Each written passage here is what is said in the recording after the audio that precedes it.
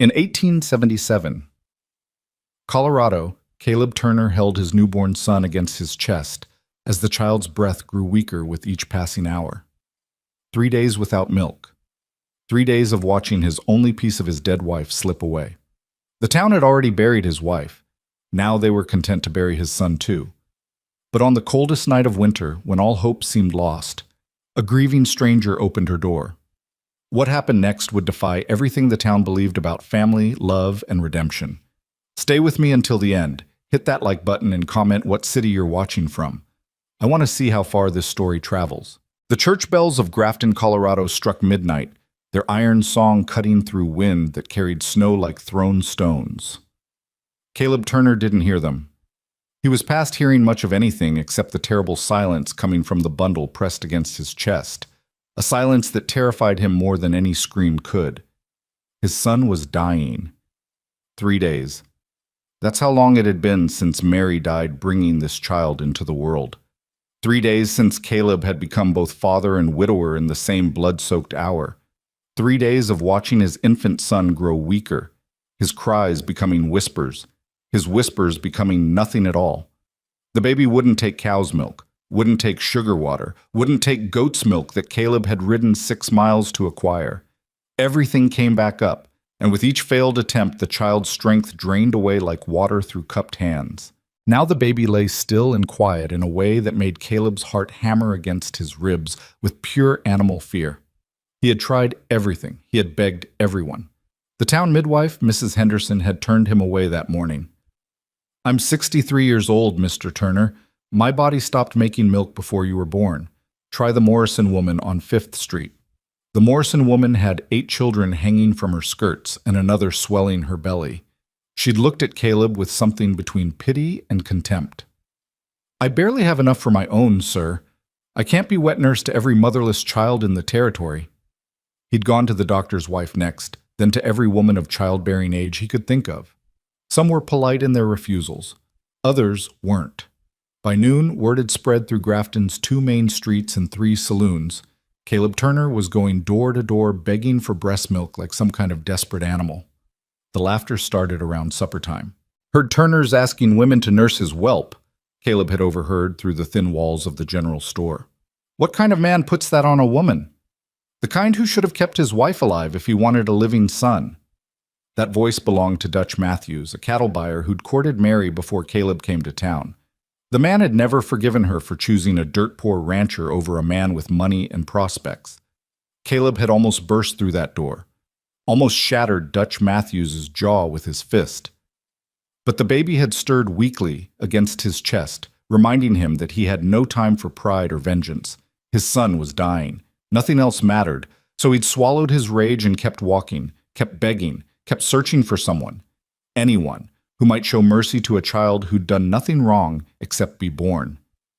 The afternoon brought sleet that turned the streets to rivers of frozen mud. Caleb trudged through it all, his boots soaked through, his coat offering little protection against the cold. The baby was wrapped in every blanket he owned, but Caleb could feel how the child's body temperature had dropped, how his small limbs hung limp instead of curling tight the way healthy infants did.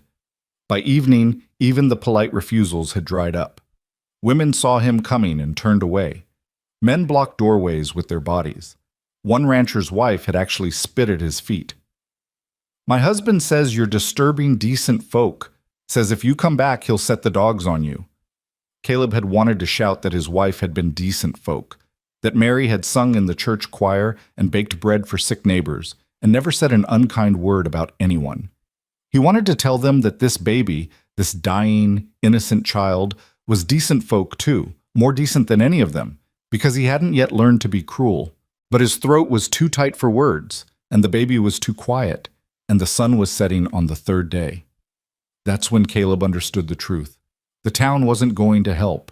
They were going to let his son die, then they'd cluck their tongues at the funeral and say what a shame it all was, and life would go on for everyone except Caleb Turner and his nameless boy. Because the baby still had no name. Mary had died before she could speak it, and Caleb couldn't bring himself to name a child he might have to bury. It felt like a curse, like saying the words would make death inevitable. The wind picked up as darkness fell. Caleb found himself on the steps of Grafton Methodist Church without quite remembering how he got there. His legs had simply carried him to the last place he could think to go. The church was locked. Sunday services were 2 days away, and Reverend Michaels lived 3 miles outside town on a homestead with his grown children. Caleb sank onto the top step, his back against the heavy wooden doors.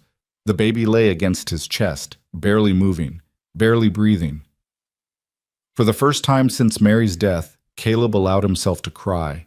Not the angry tears he'd shed over her grave, but helpless, broken sobs that came from somewhere deeper than grief. "I'm sorry," he whispered to the child. "I'm so sorry. I tried. God knows I tried." The baby's eyes were closed. His mouth hung slightly open. His skin had taken on a waxy pallor that Caleb had seen before on corpses laid out for burial. 3 days without proper nourishment had reduced the child to something barely alive, a collection of bones and skin and fading breath. Caleb thought about Mary, how she'd glowed during those last months of pregnancy, her hands always resting on her swollen belly, her face radiant with joy. "He's kicking," she'd say, pulling Caleb's hand to feel. "He's strong. He's going to be just like his father." But Caleb wasn't strong. If he was strong, he would have saved Mary. If he was strong, he would have found milk for his son.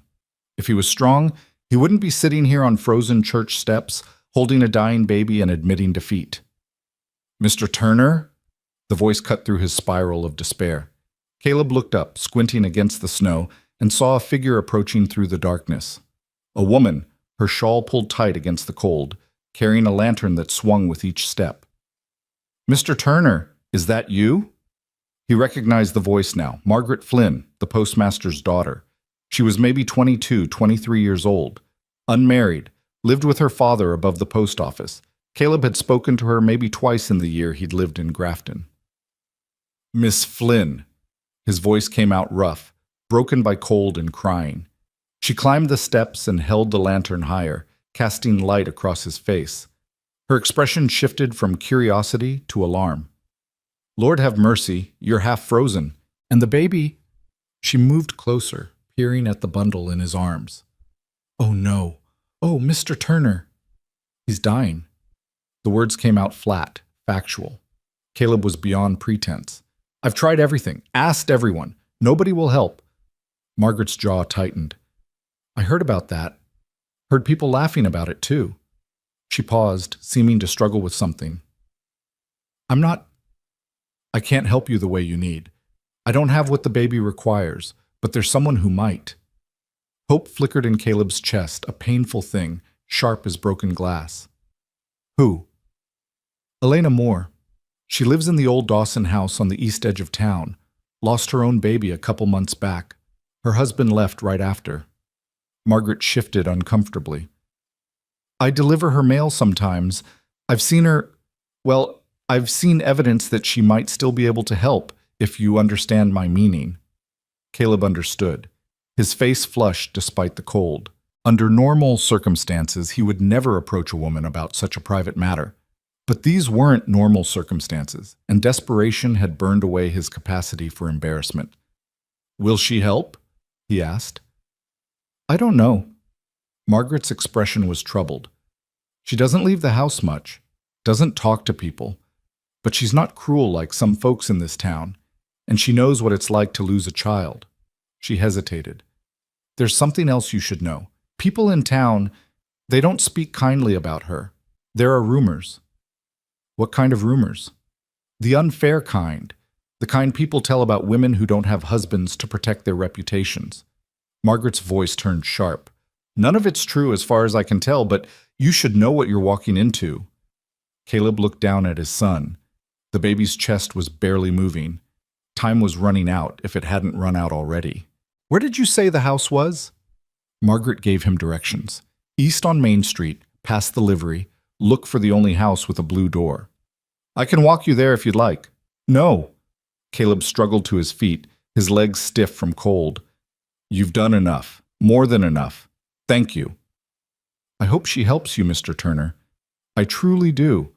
Margaret touched his arm briefly. "And I'm sorry about Mary. She was a good woman." Caleb could only nod. If he tried to speak about Mary, he'd break apart completely.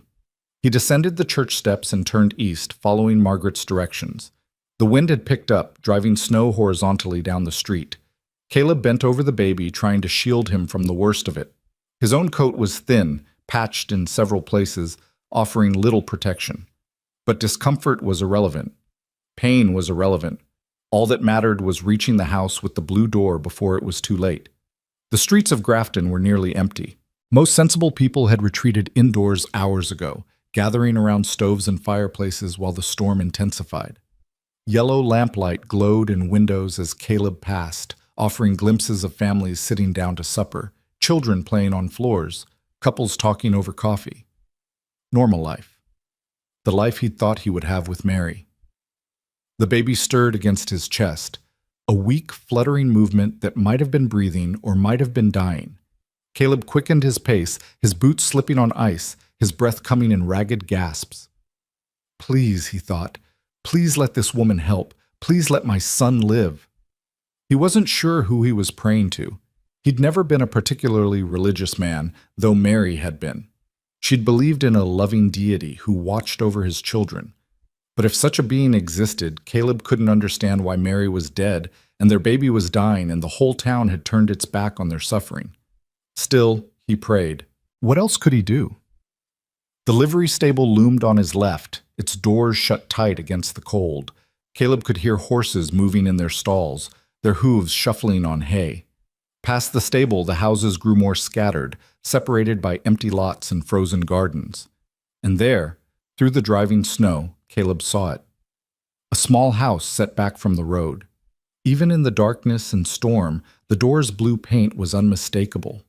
He stopped at the gate, suddenly aware of what he was about to do. He was going to knock on a strange woman's door in the middle of the night and ask her to nurse his infant son.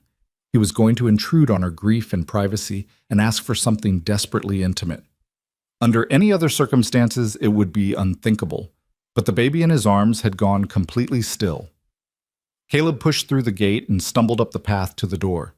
His hands were so cold he could barely form a fist to knock. When he finally managed it, the sound seemed to echo in the storm-muffled silence. No response. He knocked again, harder. "Please," he called out. "Please, I need help. My baby's dying." Still nothing. Caleb leaned his forehead against the door, fighting back panic. Maybe Margaret had been wrong. Maybe Elena Moore had left town. Maybe she was inside but refusing to answer. Maybe. The door opened so suddenly that Caleb nearly fell through it. A woman stood in the doorway, lamplight spilling around her silhouette.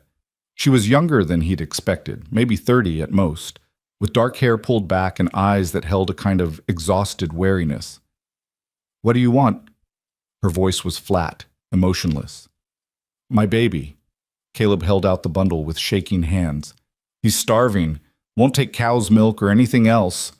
I heard Margaret Flynn said that you could possibly." He couldn't finish. The words tangled in his throat. Elena Moore's expression didn't change. She looked at the baby, then at Caleb, then back at the baby. For a long moment she said nothing. Then, "Come inside. You're letting in the cold." She stepped back and Caleb entered a small, neat parlor. The house was warm, blessedly warm, heated by a stove that glowed in the corner. Simple furniture, clean floors, everything organized and tidy in a way that spoke of someone trying to maintain control over a life that had spiraled into chaos. Elena closed the door and turned to face him. In the better light, Caleb could see the shadows under her eyes, the tightness around her mouth. This was a woman who hadn't slept properly in weeks, a woman who'd survived something that should have broken her. "Let me see him," she said quietly. Caleb unwrapped the blankets with fumbling fingers. The baby lay exposed, his tiny chest barely rising, his skin that terrible waxy color. Elena drew in a sharp breath. "How long since he fed?" 3 days. Since my wife died giving birth to him." Elena's eyes met his then, and Caleb saw something flicker in their depths. Recognition, understanding, the terrible knowledge of what it meant to lose everything. "Put him on the table," she said, gesturing to a small dining table. Gently. Caleb obeyed, laying his son down on the smooth wood surface. Elena moved closer, her hands hovering over the baby without quite touching him. She was trembling, Caleb realized. Her whole body shook with some internal struggle. "I lost my son 2 months ago," she said, her voice barely above a whisper. 11 weeks old. Went to sleep one night and didn't wake up. She paused. My husband couldn't bear to stay in this house afterward. Couldn't bear to look at me. Said I must have done something wrong, must have smothered the baby in my sleep or missed some sign of sickness. "I'm sorry." The words were inadequate, but Caleb meant them. "My body still makes milk." Elena's hands clenched into fists. "Every day. A reminder of what I lost. I've tried everything to make it stop, but it won't." She looked at Caleb with eyes that held both pain and something like defiance. "People in town think I'm cursed or crazy. They cross the street to avoid me." "I don't think you're cursed," Caleb said. "You don't know me." "I know you opened your door." Elena's expression cracked slightly. She reached out and touched the baby's hand, just one finger against his tiny palm. The baby's fingers twitched, a reflexive movement that made Caleb's heart leap with hope. "If I do this," Elena said slowly, "the town will call me worse things than they already do. They'll say it's indecent, unnatural. They'll say I'm trying to replace my dead son with yours." "I don't care what they say. You should, because they'll say things about you too. They'll question your intentions, your morals. They'll make your life hell." Caleb looked at his dying son. "My life is already hell. Let them talk." Elena was quiet for a long moment. Then she picked up the baby with careful, experienced hands. The kind of hands that had held an infant before, that knew how to support a fragile head, how to cradle a small body. "What's his name?" she asked. "He doesn't have one yet." Her eyebrows rose. 3 days old and no name? "I couldn't." Caleb's voice broke. "I couldn't name him if he was going to die." Elena's expression softened slightly. She looked down at the baby in her arms, this nameless child hovering between life and death. "Then we'd better make sure he lives." She moved to a rocking chair by the stove and sat down. Her hands were steady now, no longer trembling. She adjusted the baby's position, and Caleb realized what was about to happen. He turned away, giving her privacy. "You can stay," Elena said quietly. "He's your son. You have the right to watch." But Caleb couldn't. It felt too intimate, too sacred. So he stood with his back turned, listening to the rustle of fabric, the creak of the rocking chair, and then silence. Terrible, stretching silence. Caleb's heart hammered against his ribs. Had he been too late? Had the baby already slipped away? He started to turn, unable to bear not knowing. And then he heard it. A small sound, wet and rhythmic. The sound of a baby nursing. His son was drinking. His son was feeding. His son was alive. Caleb's legs gave out. He sank to the floor right there, his back against the wall, his face in his hands. The tears came again, but different this time. Not the helpless sobs of the church steps, but something deeper and more overwhelming. Relief, gratitude. Joy so intense it hurt. Behind him, Elena spoke softly. "That's it. That's good. You're doing so well." Caleb didn't know if she was talking to the baby or to herself. Time passed.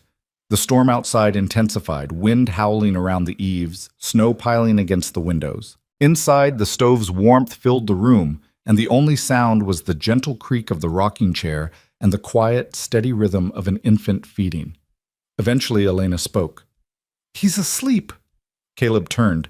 Elena was still in the rocking chair, holding his son against her chest. The baby's face was relaxed, peaceful in a way Caleb hadn't seen since birth. His color had already improved, no longer that terrible waxy pallor, but something closer to the pink flush of health. "He took quite a lot," Elena continued. "He was desperately hungry, but he kept it down. That's the important thing." Caleb approached slowly, hardly daring to believe what he was seeing. His son. Alive. Sleeping.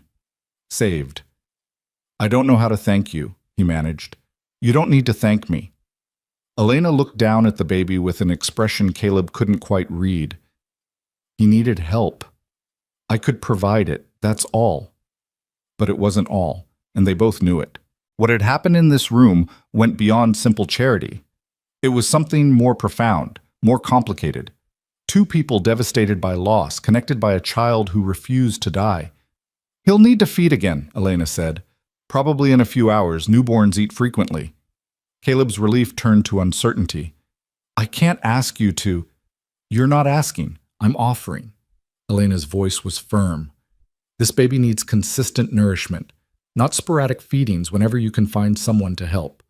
For the next few weeks at least, he needs to eat every few hours, day and night." "I'll pay you," Caleb said quickly. "I don't have much, but I have a small ranch outside town. Cattle, chickens. I can bring you eggs, milk, meat. I don't want payment." "Then what do you want?" Elena looked at him directly. "I want to keep this baby alive. That's all I want." There was something in her voice, a fierce determination that Caleb recognized because he felt it too. The desperate need to save this one small life when they'd both failed to save the ones they loved most. "All right," Caleb said. "Then we'll keep him alive together." Elena nodded once, brisk and businesslike, as if they'd just concluded a practical arrangement rather than something that would change both their lives forever. She stood carefully, supporting the baby's head, and handed him back to Caleb. "You should rewrap him warmly. The storm's getting worse. You'll need to protect him on the walk back." "Back?" Caleb looked toward the window, where snow was now falling so thick he could barely see the fence line. "I can't take him back out in this." "Where are you staying?" "Old boarding house on 3rd Street. Mrs. Carmichael's place." Elena frowned. "That's half a mile at least, and the baby needs to stay warm, needs to feed again in a few hours."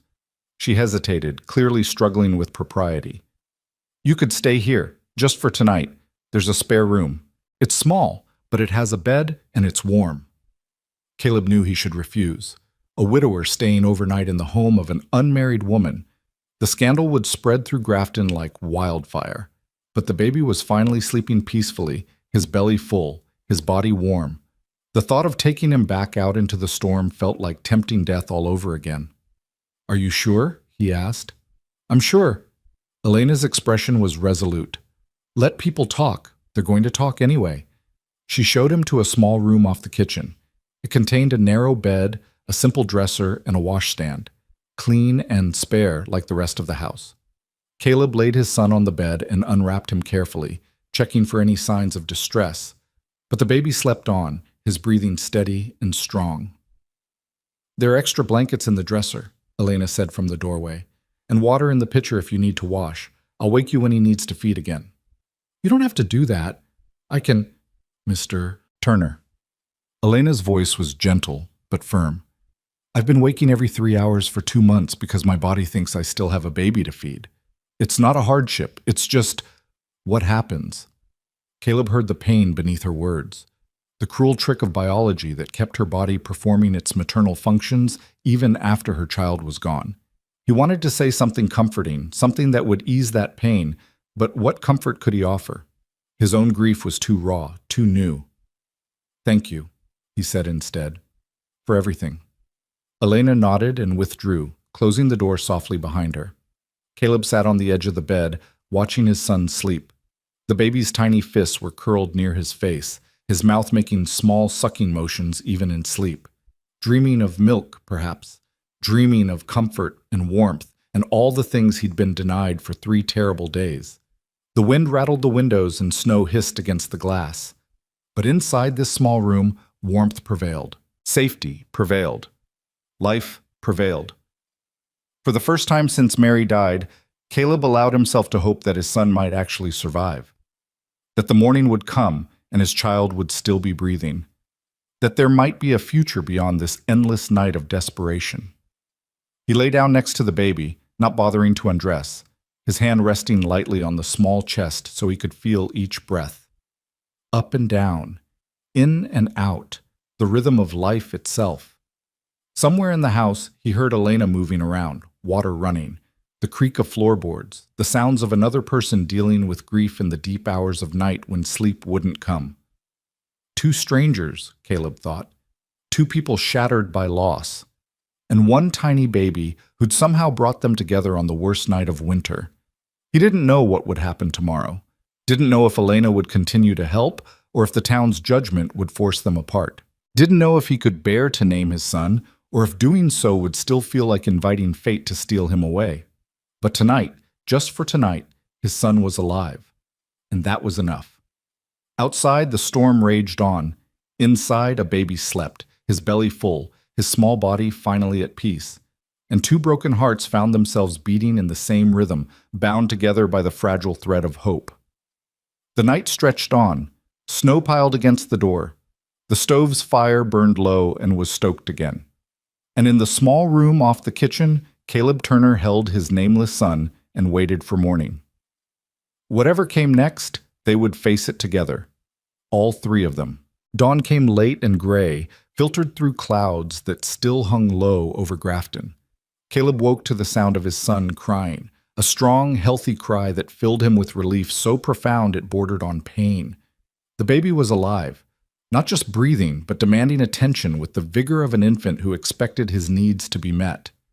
Caleb picked him up, marveling at how different the child felt compared to last night. There was strength in those small limbs now, tension in the body, instead of that terrible limpness. The baby's face had color, his eyes bright with hunger and indignation. A soft knock came at the door. "Mr. Turner, may I come in?" "Yes." Elena entered, already dressed for the day in a simple gray dress, her hair neatly pinned. She looked tired, exhausted really, but there was something different about her face, a softness that hadn't been there last night. "He's hungry," Caleb said unnecessarily. "I can hear that." Elena approached and held out her arms. "May I?" Caleb handed over the baby, watching as Elena settled into the room's single chair and began the process of feeding. He turned away again, offering privacy, but Elena's voice stopped him. "You don't have to keep doing that, turning away, I mean." Her tone was matter-of-fact. "This is how babies eat. It's natural. You're going to see it dozens of times in the coming weeks if we're going to keep him healthy." She was right, of course, but years of propriety were hard to shake, even in desperate circumstances. Caleb compromised by sitting on the edge of the bed, his gaze fixed on the window rather than on Elena. "Did you sleep?" he asked. "Some. Not much." She paused. "Did you know you talk in your sleep?" Caleb felt heat rise to his face. "I didn't. What did I say?" "Mary, you kept apologizing to someone named Mary." Elena's voice was gentle. "Your wife?" "Yes." The word came out rough. "I keep thinking if I'd done something different, gotten the doctor faster, been more insistent about—" He stopped, unable to continue. "She died in childbirth?" "The baby was breech. Took 12 hours. The doctor said there was nothing anyone could have done differently, but I can't help thinking that you failed her." Elena finished the thought. "I know. I think the same thing about my son, that I must have missed something, some sign that he was sick, some way I could have saved him." They sat in silence for a moment, two people who understood that particular flavor of guilt, the kind that comes from surviving when someone you love didn't. "My husband blamed me," Elena continued quietly. "Said I must have rolled onto the baby in my sleep. Never mind that I hardly slept at all those first weeks, that I checked on him constantly. He needed someone to blame, and I was there." "Where is he now, your husband?" "Denver, last I heard. Left 2 days after we buried our son. Took everything of value except this house. It was in my family, so he couldn't sell it. Sent divorce papers a month later." She said it without emotion, as if recounting facts about strangers. "The town thinks I drove him away with my grief, that I was too broken to be a proper wife. The town seems to think a lot of cruel things. They do." The baby made a small sound and Elena adjusted his position. "You'll learn that quickly if you stay here. Grafton is not kind to people who don't fit their idea of normal." Caleb thought about the laughter yesterday, the closed doors, the woman who'd spit at his feet. "I'm already learning." "Then you should also know that if word spreads about you staying here last night, people will assume the worst, about both of us." "Let them assume." Caleb's voice came out harder than he intended. "I don't care what they think. My son was dying. You saved him. Nothing else matters." Elena looked at him then, really looked at him, and something passed between them, an understanding. a recognition that they'd both moved beyond caring about social niceties and into a territory where only survival mattered. "He's finished," she said, lifting the baby to her shoulder and patting his back gently. A small burp emerged, making them both smile slightly. "He's a good eater, strong. Like his mother." Caleb's throat tightened. "Mary was the strongest person I knew. She worked the ranch right up until the day before he was born. Never complained, never asked for help she didn't need." "She sounds remarkable." She was. Caleb stood, needing to move, to do something with the grief that threatened to overwhelm him. "I should get back to the boarding house, collect my things. I haven't been there since yesterday morning. Mrs. Carmichael is probably wondering where I am." "Mrs. Carmichael already knows where you are." Elena's voice was dry. "Betty Carmichael knows everything that happens in this town within 6 hours of it happening. She probably knew you were here before you finished knocking on my door last night." Caleb winced. "Then the whole town knows by now." "Most likely." Elena stood and handed the baby back to him. "Which is why you need to decide what you're going to do. This baby needs to eat every 3 to 4 hours. If you take him back to the boarding house, you'll be making this walk multiple times a day in whatever weather comes. And Mrs. Carmichael won't allow me to visit you there. Not unmarried as I am. It wouldn't be proper." "But me staying here would be?" "No. But at least the baby would be warm and fed. You have to decide which matters more, your reputation or your son's survival." It wasn't really a choice at all. Caleb looked down at his son, who was already starting to doze off, milk-drunk and content. 3 days ago, this child had been hovering at death's door. Now he was thriving, because of Elena. "I'll stay," Caleb said. "If you'll have us." Elena's expression was unreadable. "I have conditions." "Name them." "You contribute to the household. I'm not running a charity. You can chop wood, tend the chickens, help with repairs. I know you have a ranch outside town. You can work there during the day, but you stay here at night so the baby has consistent access to feeding." "Agreed." "Second condition, we keep this strictly practical. You need help with your son. I can provide it, but people are going to make assumptions, and I won't have my reputation damaged more than it already is by any actual impropriety." Caleb felt his face flush again. "I would never—" "I'm not saying you would. I'm saying we need to be clear about boundaries. Separate rooms, separate lives that just happen to overlap for the sake of a baby." "Of course." Caleb paused. "Is there a third condition?" Elena hesitated, and for the first time he saw vulnerability in her expression. "When this is over, when he's old enough to eat solid food and doesn't need me anymore, you take him and go. No arguments, no Yanqi." "I can't." She stopped, gathering herself. "I can't let myself pretend he's mine. I can't do that to myself. So when the time comes, you have to be willing to leave." Caleb heard the pain beneath her words. She was already protecting herself against the inevitable attachment, already bracing for another loss. He wanted to tell her it wouldn't be like that she wouldn't have to lose another child, but he couldn't make promises about the future when the present was uncertain enough. "Agreed," he said quietly. Elena nodded, brisk and businesslike again. "Then it's settled. You should go collect your things from Mrs. Carmichael's. I'll watch the baby while you're gone." Caleb wrapped his son carefully in blankets and laid him in Elena's arms. Their hands touched briefly during the transfer, and he felt calluses on her palms. Working hands, capable hands, hands that had held her own baby and now held his. "I'll be back within the hour," he promised. "Take your time. We'll be fine." The morning air hit Caleb like a slap when he stepped outside. The storm had passed, leaving behind a world transformed by snow. Everything was white and pristine, unmarked except for the path Caleb now broke as he walked toward town. The sun was trying to break through the clouds, sending shafts of pale light across the frozen landscape. It was beautiful in the way that only winter mornings could be, and Caleb felt a stab of grief that Mary would never see it, would never see their son grow, would never know that the baby had survived his first terrible days. The streets of Grafton were already busy despite the early hour. Shopkeepers swept snow from their storefronts. Women hurried toward the market, baskets over their arms. Men gathered outside the livery, smoking and talking. Normal life continuing as if Caleb's entire world hadn't been shattered and rebuilt in the span of a single night. He was halfway to the boarding house when Dutch Matthews stepped into his path.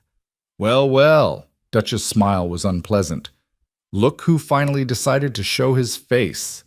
Heard you spent the night at the Moore woman's house. Caleb kept walking. Get out of my way. That's mighty ungrateful, Turner. I'm just concerned about your well-being and your son's. Can't be healthy, exposing an infant to a woman like that. Caleb stopped. A woman like what? You know what they say about her. Dutch's voice carried, and Caleb realized they'd drawn an audience. Several men had stopped to watch.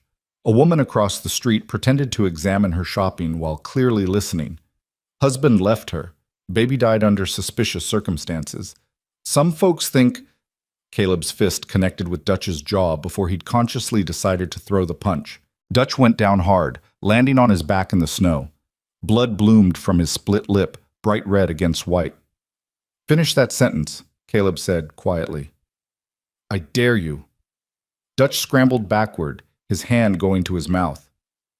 You're crazy. You assaulted me. You implied that woman killed her own baby. That's not just cruel. It's a lie.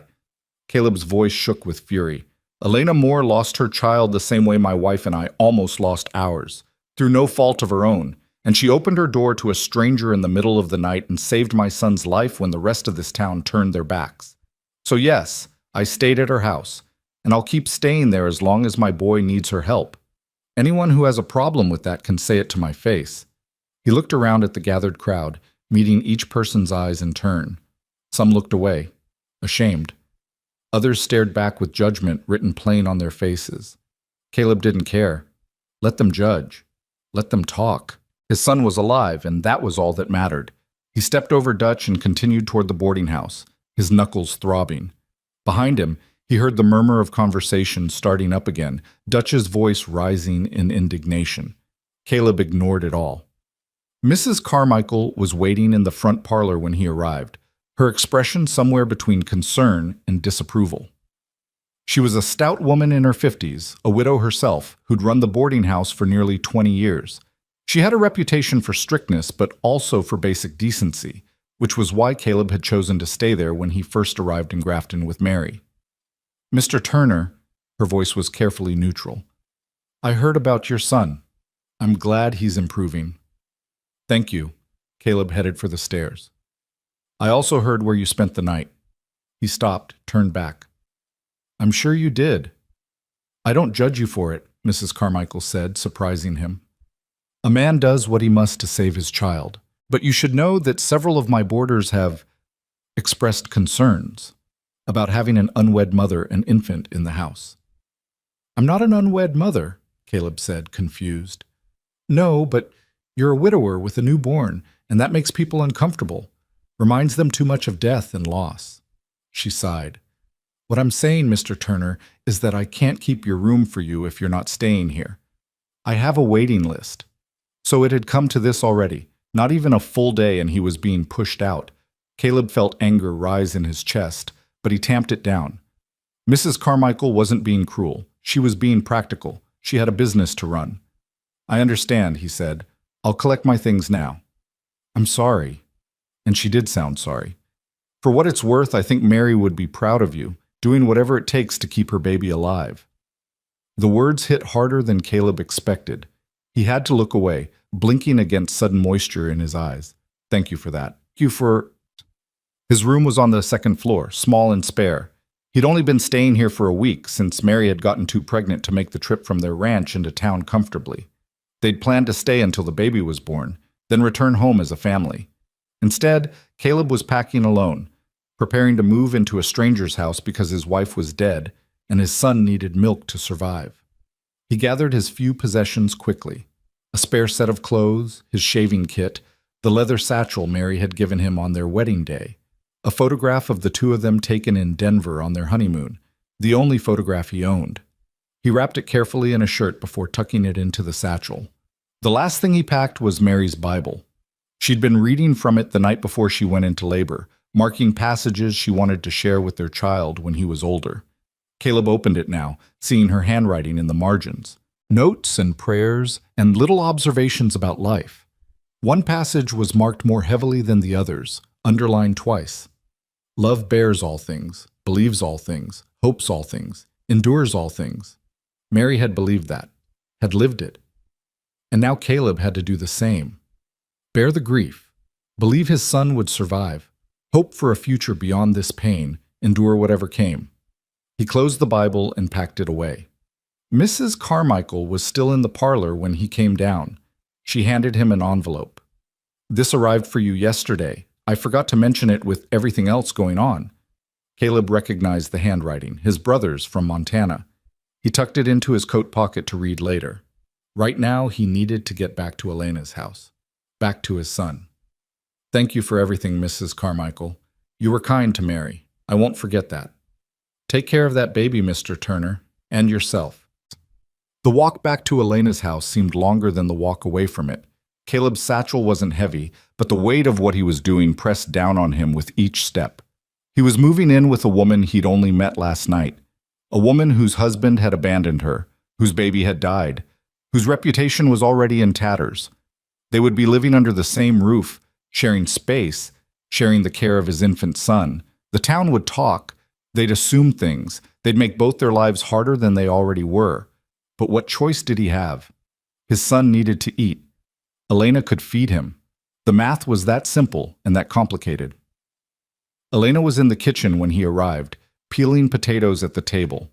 The baby lay in a basket nearby, awake and alert, making the small gurgling sounds that newborns make. He looked so different from the dying child Caleb had carried through the storm. So alive. "You're back," Elena said without looking up from her work. "I am."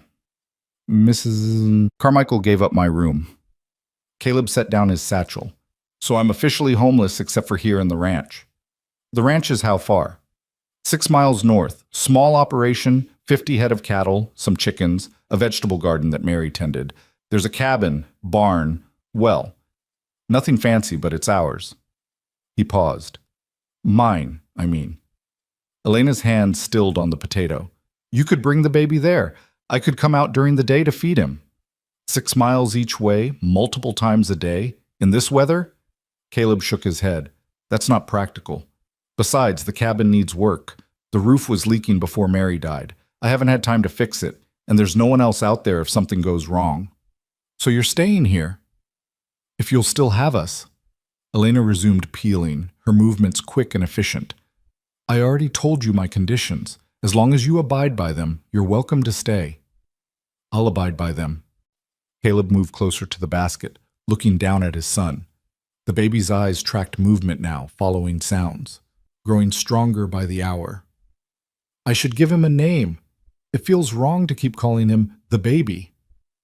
What would Mary have wanted? Caleb thought about that. They'd discussed names during the pregnancy, but never settled on anything definite. Mary had favored family names. Her grandfather's name was Thomas.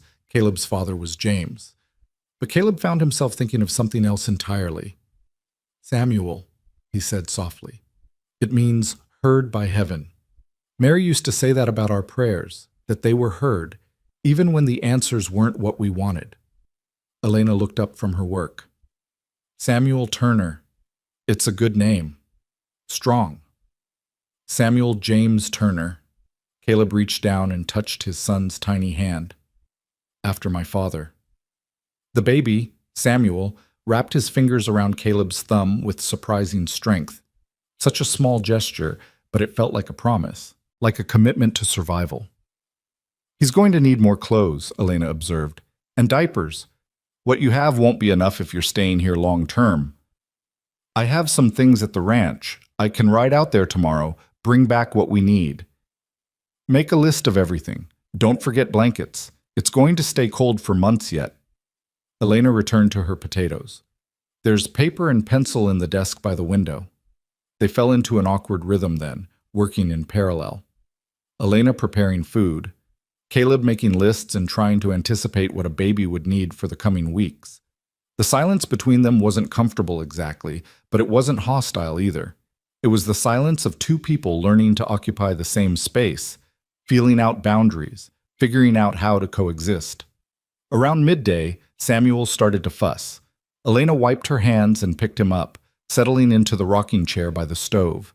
Caleb tried not to watch, but found his gaze drawn anyway. There was something about the picture they made, woman and child, the ancient ritual of feeding, that stirred complicated emotions in his chest.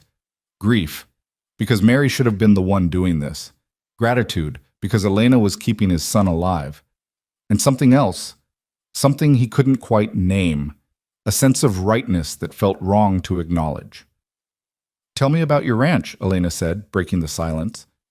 "What made you choose Colorado?" Caleb was grateful for the distraction.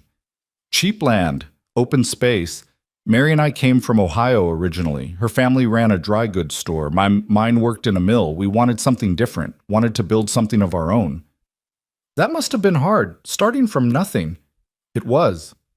First winter nearly killed us. We lost half our cattle to the cold and didn't have money to replace them. Mary got sick, pneumonia.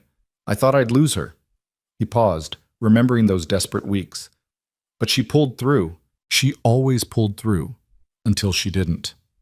"My husband and I came from Illinois," Elena offered. "He had this idea that he could strike it rich in the silver mines. Spent 2 years breaking his back underground before admitting it wasn't going to happen. We moved to Grafton so he could work for the railroad. He hated it, hated this town, hated being ordinary." "Is that why he left? After the baby died?" "Partly, but mostly he left because I reminded him of failure. Our son dying felt like one more thing he couldn't fix, couldn't control. Easier to blame me and start over somewhere else." Caleb heard the bitterness in her voice, carefully controlled but present nonetheless. "His loss?" he said. "Any man who'd abandon his wife after losing a child isn't worth mourning." Elena's eyes met his, surprised. "That's kind of you to say." "It's not kind. It's true." They looked at each other for a long moment, two people who understood loss in ways they'd never wanted to. Then Samuel made a small sound, and Elena looked away, returning her attention to the baby. The afternoon passed slowly. Caleb made himself useful, chopping wood for the stove, checking the roof for damage from last night's storm, fixing a loose board on the front steps. Physical work felt good after days of helpless worry. It gave him something to do with his hands, his energy, his need to feel productive. Elena watched him from the window at one point, her expression unreadable. When he came back inside, she had coffee waiting. "You don't have to work so hard," she said. "I told you to contribute, but I didn't mean you had to rebuild my entire house in one day." "Keeps me busy. Keeps me from thinking too much." Caleb wrapped his hands around the warm cup. "Besides, you're feeding my son. Chopping some wood is the least I can do." "I'm not feeding him for you. I'm feeding him for him." Elena's voice was firm. "Don't make this transactional. It's not." "Then what is it?" She was quiet for a moment. "Survival. For all three of us. You need help keeping your son alive. I need a reason to get up in the morning. Samuel needs milk. Those three things happen to intersect at the right moment."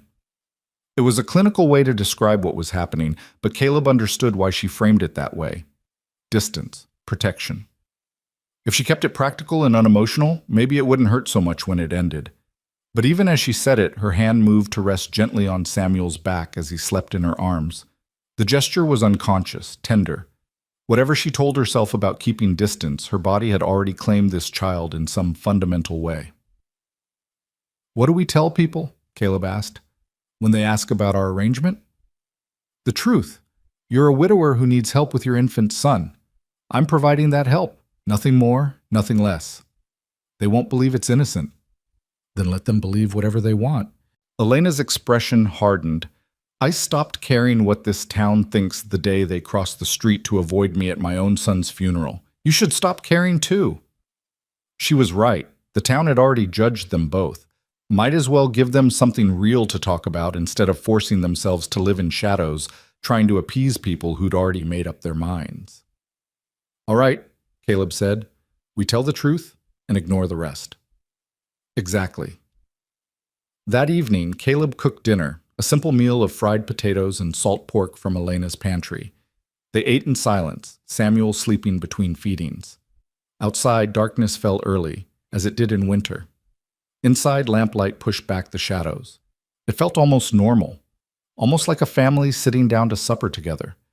But the empty chair where Mary should have been sat like a ghost at the table, and Caleb knew Elena probably felt the same about her absent husband and dead child. They were playing at normalcy, but underneath ran currents of grief too deep to ignore. After dinner, Elena fed Samuel again while Caleb washed dishes. He heard her humming softly, a lullaby perhaps, or just a tune to soothe the baby. The sound was achingly beautiful and impossibly sad. When she finished, she handed Samuel to Caleb. "You should have some time with him before bed. He needs to know his father's voice, his father's touch." Caleb took his son, still amazed by how light he was, how fragile and strong at the same time. He carried Samuel to the small room that was now theirs and sat in the single chair, cradling the baby against his chest. "Your mama would have loved you so much," he whispered. "She waited for you for so long, wanted you so badly. She'd be so proud of how strong you are." Samuel's eyes were open, dark and unfocused, but seeming to look at Caleb nonetheless, learning his father's face, building memories that wouldn't truly form for months yet, but somehow mattered anyway. "We're going to be okay," Caleb promised. "I don't know how yet, but we will. We'll figure it out. You and me." And Elena, he thought, but didn't say. Because Elena had made it clear this was temporary. When Samuel was weaned, they'd go, return to the ranch, resume their lives, leave her to her grief and empty house. But that was months away. For now, they were here. And for now, that was enough. Caleb sat holding his son until the baby fell asleep, then laid him gently in the basket Elena had provided. Samuel stirred but didn't wake, his small chest rising and falling in the steady rhythm of healthy sleep. Through the thin walls, Caleb heard Elena moving in her own room, water pouring into a basin, floorboards creaking, the sounds of another person preparing for bed. They were strangers living under one roof, bound together by circumstance and necessity. But as Caleb lay down on the narrow bed and listened to his son's breathing in the darkness, he felt something shift in his chest. Not happiness. He was too raw for that. But maybe the first stirring of peace, the sense that he wasn't completely alone in this impossible situation. Outside, wind whispered through bare trees, snow shifted on the roof, and in a small house on the edge of Grafton, 3 people who'd lost everything began the slow, painful process of learning how to survive together. Tomorrow would bring new challenges, but tonight they'd made it through. And sometimes that was all you could ask for. The days that followed established a rhythm neither of them had anticipated. Samuel woke every 3 hours like clockwork, his cries pulling both adults from whatever tasks occupied them. Elena would appear from wherever she was, the kitchen, the garden, her bedroom, and take the baby without a word. Caleb learned to recognize the different tones of his son's cries. Hunger, discomfort, the need to be held. But it was Elena who could soothe him fastest, her practiced hands knowing exactly how to position him, exactly how much pressure to use when patting his back. By the end of the first week, Caleb had ridden out to the ranch 3 times, each trip bringing back more supplies. Clothes that Mary had sewn for the baby, never worn, blankets she'd quilted during the long winter evenings, her rocking chair which Caleb set up in the parlor because Elena's was too small and uncomfortable for extended use. He couldn't bear to leave these things at the ranch, gathering dust in a cabin that echoed with Mary's absence. Elena accepted each item without comment, though Caleb saw her fingers linger on the stitching of Mary's quilts, tracing the careful patterns. She was a woman who understood what it meant to pack away a dead child's belongings. She handled Mary's handiwork with the reverence it deserved. The town's reaction came faster than either of them expected. By the second day, women Caleb had never spoken to were crossing the street to avoid him. By the third, someone had left a note nailed to Elena's door. Harlot. 4 letters, vicious in their simplicity. Elena had torn it down before Caleb could see it, but he'd found the crumpled paper in her kindling box that evening. "Ignore them," Elena said when he confronted her about it. "I told you this would happen." "That doesn't make it right."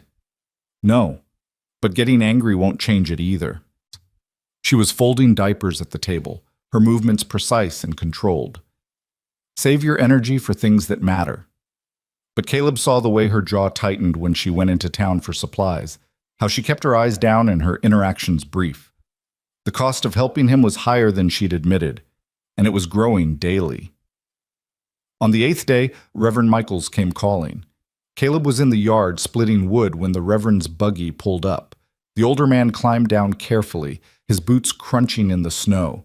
He was maybe 60, thin and gray-haired, with the kind of face that had seen too much hardship to judge others harshly. Or so Caleb had thought. "Mr. Turner," the Reverend's voice was neutral. "Might I have a word?"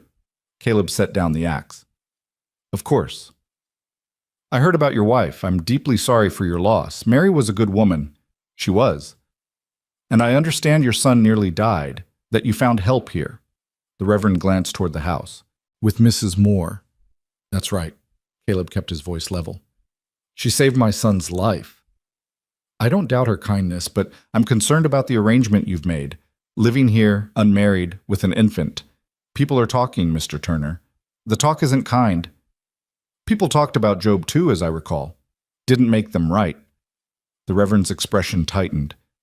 "This isn't about righteousness. It's about propriety, about setting an example for the community. My son was starving." Caleb felt anger rising in his chest. "The community refused to help.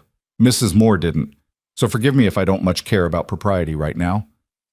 I understand you're grieving, but grief doesn't excuse..." "Doesn't excuse what?" "Keeping my child alive? Using the help that was offered when everyone else turned their backs?" Caleb took a step forward. "Mary died bringing Samuel into this world. I'll be damned if I let him die to preserve the sensibilities of people who wouldn't lift a finger to save him." The Reverend was quiet for a moment. When he spoke again, his voice was gentler. "What if there was another way? A widow in my congregation lost her husband last month. She has a young daughter still nursing. She might be willing to help, and you could stay at the boarding house, bring the baby to her for feedings. It would be more, appropriate. Mrs. Carmichael already gave up my room, and I'm not dragging my son across town multiple times a day in this weather. He's thriving here. He's safe. That's what matters. And Mrs. Moore? What about her reputation?" "What about it?" Elena's voice came from the doorway. She stood with Samuel in her arms, her expression calm, but her eyes flashing with something dangerous. "My reputation was destroyed the day my husband left me, Reverend, the day this town decided I was responsible for my own child's death. A few more rumors won't hurt me." "Mrs. Moore, I'm trying to help." "Are you? Because it seems like you're trying to make yourself feel better about the fact that your congregation let a baby nearly die." Elena's voice was ice. "Where were all these concerned Christians when Mr. Turner was begging for help? Where were they when he collapsed on the church steps with his dying son?" The Reverend flushed. "That's not fair." "Fair?" Elena laughed, a bitter sound. "You want to talk about fair? My son died in his sleep. No warning, no sickness, just here one moment and gone the next. My husband blamed me and left. Your congregation crossed the street to avoid me at the funeral. And now you come here to lecture me about propriety because I'm keeping another baby alive. I'm not lecturing. Yes, you are. You're doing exactly what this town does best, punishing people for surviving in ways that make you uncomfortable." She stepped fully outside, still holding Samuel. "This baby needs to eat every 3 hours. I can feed him. That's the entire arrangement. If that offends your sense of decency, Reverend, then perhaps you should examine why feeding a hungry child strikes you as indecent." The Reverend opened his mouth, then closed it. He looked between Elena and Caleb, seemed to realize he'd lost this battle before it began. "I'll pray for you both," he said finally. "Pray for yourself," Elena replied. "We're fine." They watched him drive away in silence. Only when the buggy had disappeared down the road did Elena's shoulders slump slightly. Samuel stirred in her arms, making small, unhappy sounds. "He's hungry," she said quietly. "I should feed him." She went inside without another word. Caleb stood in the yard for a long moment, staring at the Reverend's tracks in the snow. The man had meant well, probably, but good intentions counted for nothing when they came wrapped in judgment. Inside, Elena was already settled in Mary's rocking chair, Samuel nursing contentedly. Caleb hung his coat and moved to the kitchen, needing something to do with his hands. He started coffee, though it was barely past noon. "I'm sorry," he said. I didn't mean to bring this trouble to your door. You didn't bring it. It was already here. Elena's voice was steady, but Caleb heard the exhaustion beneath it. I've been the town pariah for 2 months. At least now I have a reason that actually matters. Caleb poured 2 cups of coffee, brought one to her. She took it with her free hand, careful not to disturb Samuel. They'd developed these small courtesies over the past week, anticipating each other's needs, moving around each other in the limited space, finding ways to make the arrangement work. What if he's right, though? Caleb asked. What if there is another way? A widow who could help without all this complication. Elena looked at him over the rim of her cup. Do you want to leave? No, but I don't want to make your life harder than it already is. My life is what it is. Having you and Samuel here doesn't change the fundamental facts. My son is dead, my husband is gone, and the town hates me. At least with you here, the house doesn't echo quite so much. She paused. Besides, Samuel is thriving. You said it yourself. Why disrupt that? Because people are cruel. Because they'll keep coming, keep pushing, keep trying to force us apart. Let them try. Elena shifted Samuel to her shoulder, patting his back. I've survived worse than gossip. But that evening, after Samuel was asleep and Elena had retired to her room, Caleb heard her crying. Soft, muffled sounds that she was clearly trying to suppress. He stood outside her door, hand raised to knock, wanting to offer comfort, but knowing he had no right. They'd established boundaries, separate rooms, separate lives. He lowered his hand and walked away. The second week brought snow that buried Grafton under 2 feet of white. Caleb couldn't reach the ranch for 3 days, trapped in town by weather that made the roads impassable. He spent the time making himself useful around Elena's house, fixing the leak in the roof he'd noticed, replacing rotted boards in the floor, repairing the fence that surrounded her small garden. Elena watched him work with an expression he couldn't read. Once she brought him coffee while he was on the roof, calling up to him from below. You're going to fall and break your neck, she said. I'll be careful. That's what everyone says right before they fall. But she waited at the bottom of the ladder until he climbed down, and Caleb realized she was worried, actually worried about his safety. The thought warmed him more than the coffee. They were eating supper that night, a simple meal of beans and cornbread, when Samuel started crying. Not his usual hungry cry, but something sharper, more distressed. Elena was on her feet immediately, lifting him from his basket. What's wrong? Caleb asked. I don't know. He feels warm. Elena pressed her lips to Samuel's forehead. Too warm. Fear shot through Caleb's chest. How warm? Is he sick? I'm not sure. It might just be that he's been near the stove, or it might be... She stopped, but Caleb heard the word she didn't say. Fever. They spent the next hour in tense vigil, Elena holding Samuel, Caleb pacing. The baby's temperature seemed to drop slightly, but he remained fussy, refusing to nurse properly. By midnight, both adults were exhausted and terrified. Should I get the doctor? Caleb asked. In this weather, the roads are barely passable and it's the middle of the night. Elena rocked Samuel gently. Let's wait until morning. If he's not better, then yes. But morning brought improvement. Samuel's temperature was normal, and he nursed eagerly, making up for the feeds he'd missed during the night. Elena sagged with relief, and Caleb realized she'd been awake the entire night, monitoring the baby's every breath. You should sleep, he said. I can watch him. You don't know what to look for. Then teach me. Elena hesitated, then nodded slowly. She showed him how to check for fever, how to recognize the signs of distress, what to do if Samuel stopped breathing. Information that felt vital and terrifying in equal measure. If something happens, if he stops breathing or turns blue, you run to Doc Morrison's house. It's 3 streets over, the yellow house with green shutters. You bang on that door until he answers, understood? Understood. Elena went to her room finally, leaving Caleb alone with his son. Samuel slept peacefully now, oblivious to the terror he'd caused. Caleb watched the small chest rise and fall, still not quite believing that this fragile life depended on him. The near sickness changed something between them. Elena started teaching Caleb things she'd been handling alone, how to change diapers properly, how to swaddle Samuel so he felt secure, how to hold him during feeding so he didn't get air in his stomach. Small, practical skills that felt like intimacies.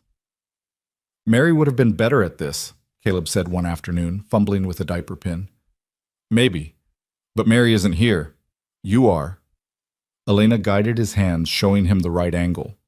You're doing fine. I don't feel fine. I feel like I'm one mistake away from disaster. That's called being a parent. Elena's voice was gentle. The fear never really goes away. You just learn to function despite it. Caleb looked at her, seeing the pain behind her words. She'd been a parent. She'd learned those skills. And then she'd lost the child she'd learned them for. Now she was teaching him, preparing him to take Samuel away eventually, to leave her with nothing but an empty house and memories. I'm sorry, he said quietly. For what? For making you do this. For forcing you to relive. You're not forcing me. Elena's expression was firm. I chose this. I'm choosing it every day. Don't take that away from me by turning it into something you did to me. The words hung in the air between them, complicated and true. This arrangement was saving Samuel, yes, but it was also saving Elena in ways Caleb was only beginning to understand. It gave her purpose, structure, a reason to face each morning. Without it, she'd be alone with her grief, drowning in an empty house. They were saving each other, he realized. All three of them.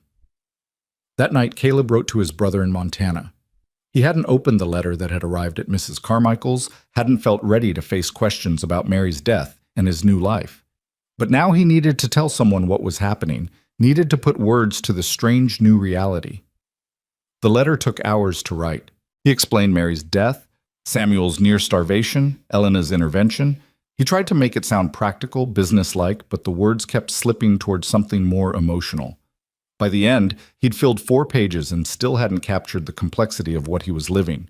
He sealed the letter and set it aside to mail when the roads cleared. Outside, wind howled around the house, but inside, warmth prevailed. Elena sat in Mary's rocking chair, mending one of Caleb's shirts that had torn on a nail. Samuel slept in his basket. It was a domestic scene, almost peaceful. But 3 days later, the fragile peace shattered. Caleb had gone to town for supplies, leaving Samuel with Elena as usual. He was at the general store, paying for flour and coffee, when Dutch Matthews walked in with 2 other men Caleb didn't recognize. Dutch's jaw was still bruised from where Caleb had hit him, a purple and yellow reminder of their encounter. Well, if it isn't the widower, Dutch said loudly. How's your little arrangement working out, Turner? More woman keeping you warm at night? Caleb set down his purchases carefully. Watch your mouth. Or what? You'll hit me again? Dutch grinned. I've got witnesses this time. You lay a hand on me and Sheriff Bennett will lock you up. Then I guess you're safe to say whatever poison you want. It's not poison if it's true. Everyone knows what's going on in that house. Widower and widow playing house, using a baby as an excuse. Caleb's fist was already moving before Dutch finished the sentence. This time, Dutch was ready, dodging sideways. One of the other men grabbed Caleb's arm, twisting it behind his back. That's assault, Dutch said, touching his jaw where Caleb's fist had grazed it. Sheriff! Someone get Sheriff Bennett! The sheriff arrived within minutes, a heavy-set man in his 50s who'd seen too many bar fights to be impressed by this one. He looked at Caleb with disappointment rather than anger. Mr. Turner, this isn't like you. He was insulting Mrs. Moore. I was stating facts, Dutch interjected. Man's living in sin with a woman not his wife, using his baby as a shield. That's enough. The sheriff held up a hand. Dutch, get out of here before I arrest you for disturbing the peace. Turner, you come with me. We need to talk. They walked to the sheriff's office in silence.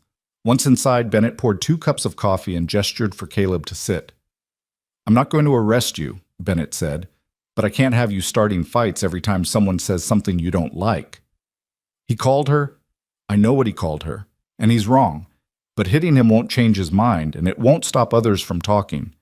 The sheriff leaned back in his chair. I knew your wife. Mary was good people, and I know Elena Moore has had a rough time of it. But the situation you're in, it's causing problems. Oh, my son was dying. She saved him. What was I supposed to do? I'm not saying you did wrong. I'm saying you need to be smart about how you handle the aftermath. Bennett took a sip of coffee. Have you thought about making the arrangement official? Caleb stared at him. What? Marrying her, making it legal. It would stop the talk, make everything proper in the eyes of the law and the church. I buried my wife 2 weeks ago. I know, and I'm not saying it's ideal, but it would solve a lot of problems. Bennett's expression was sympathetic. Think about it from the town's perspective. Right now, you're a widower living with an unrelated woman. If she were your wife, even just legally, it changes everything. I don't love her. The words came out harsher than Caleb intended. I love Mary. I'll always love Mary. Love's not required for a legal marriage. Plenty of people marry for practical reasons. Land, money, children. This would be for your son's welfare and her reputation. That's practical enough. Caleb stood abruptly. I need to go. Think about it, Bennett called after him. Before this situation gets worse.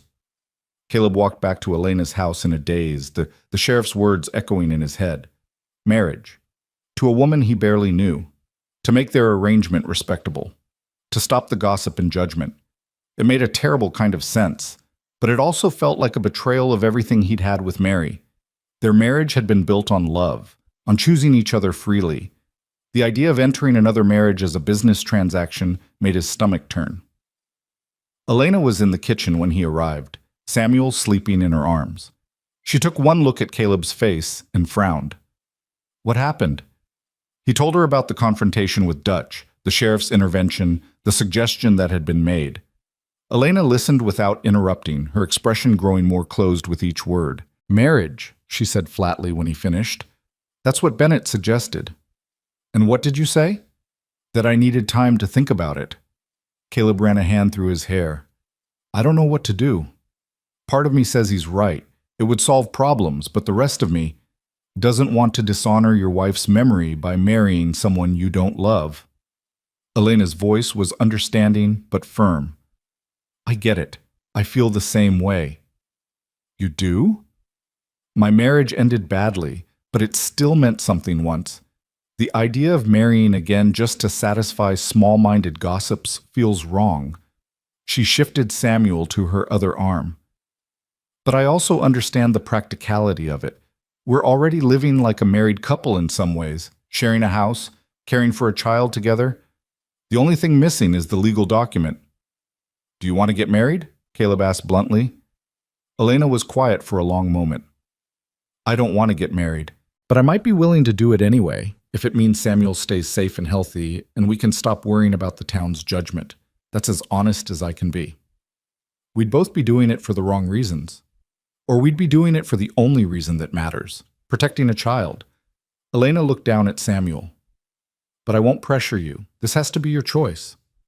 Caleb thought about Mary, buried in the cold ground, about the life they'd planned that would never happen, about the vows he'd made to love her until death.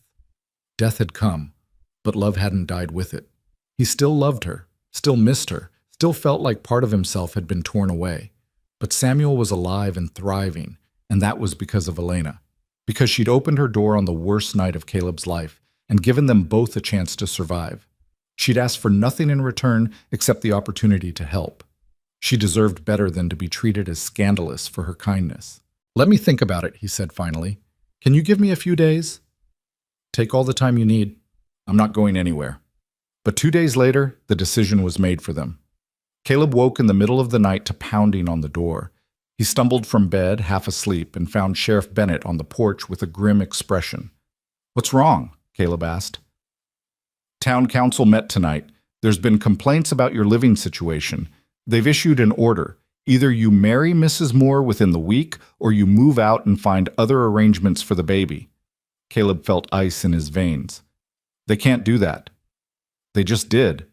I'm sorry, Turner. I tried to argue against it, but Dutch Matthews and his friends pushed it through. They're calling it a moral hazard. Bennett looked genuinely apologetic. You have 7 days. The sheriff left, and Caleb stood on the porch staring into darkness. Behind him, he heard Elena's door open, heard her footsteps approaching. I heard, she said quietly. The walls are thin. We could fight this. Get a lawyer. With what money? And what judge in this territory would rule in favor of an unmarried man and woman living together? Elena's voice was pragmatic, but Caleb heard the resignation in it. They've backed us into a corner.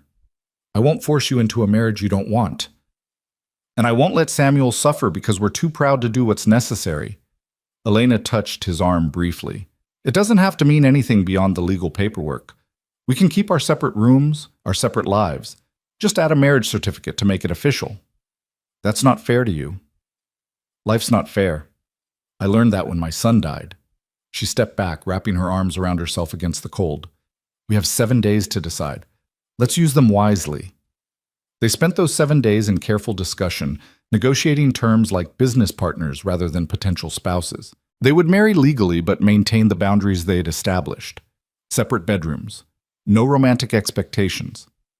A partnership focused entirely on Samuel's welfare. When he was weaned and old enough, they could divorce quietly and go their separate ways.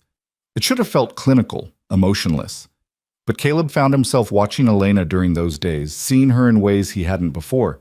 The patience she showed with Samuel, the quiet strength in how she handled the town's judgment, the way she sang softly while rocking the baby to sleep, her voice carrying a melody that made his chest ache. On the 6th day, Caleb rode to the ranch and stood at Mary's grave. He'd buried her in a small plot behind the cabin, under a cottonwood tree she'd loved. The ground was frozen now, snow covering the fresh earth. I don't know what to do, he told her, speaking to cold stone. The town's forcing my hand, and I don't want to dishonor your memory. But Samuel needs stability. He needs Elena, and I think maybe Elena needs us too, even if she won't admit it. The wind answered, rustling through bare branches. Caleb waited, hoping for some sign, some indication of what Mary would want. But the dead didn't speak, and he was left to make this choice alone. He thought about their last conversation, hours before she went into labor. She'd been excited, nervous, chattering about all the things they'd do as a family, and then she'd grown serious, taking his hand. If something happens to me, she'd said, nothing's going to happen. But if it does, promise me you'll take care of our baby. Promise me you'll do whatever it takes to keep him safe and loved. Caleb had promised, not believing he'd ever have to keep that vow. Now standing at her grave, he understood what she'd been asking. Not that he mourn her forever, not that he preserve her memory at the cost of their son's welfare, but that he do whatever it took, to give Samuel the life she'd wanted for him, even if that meant marrying someone else.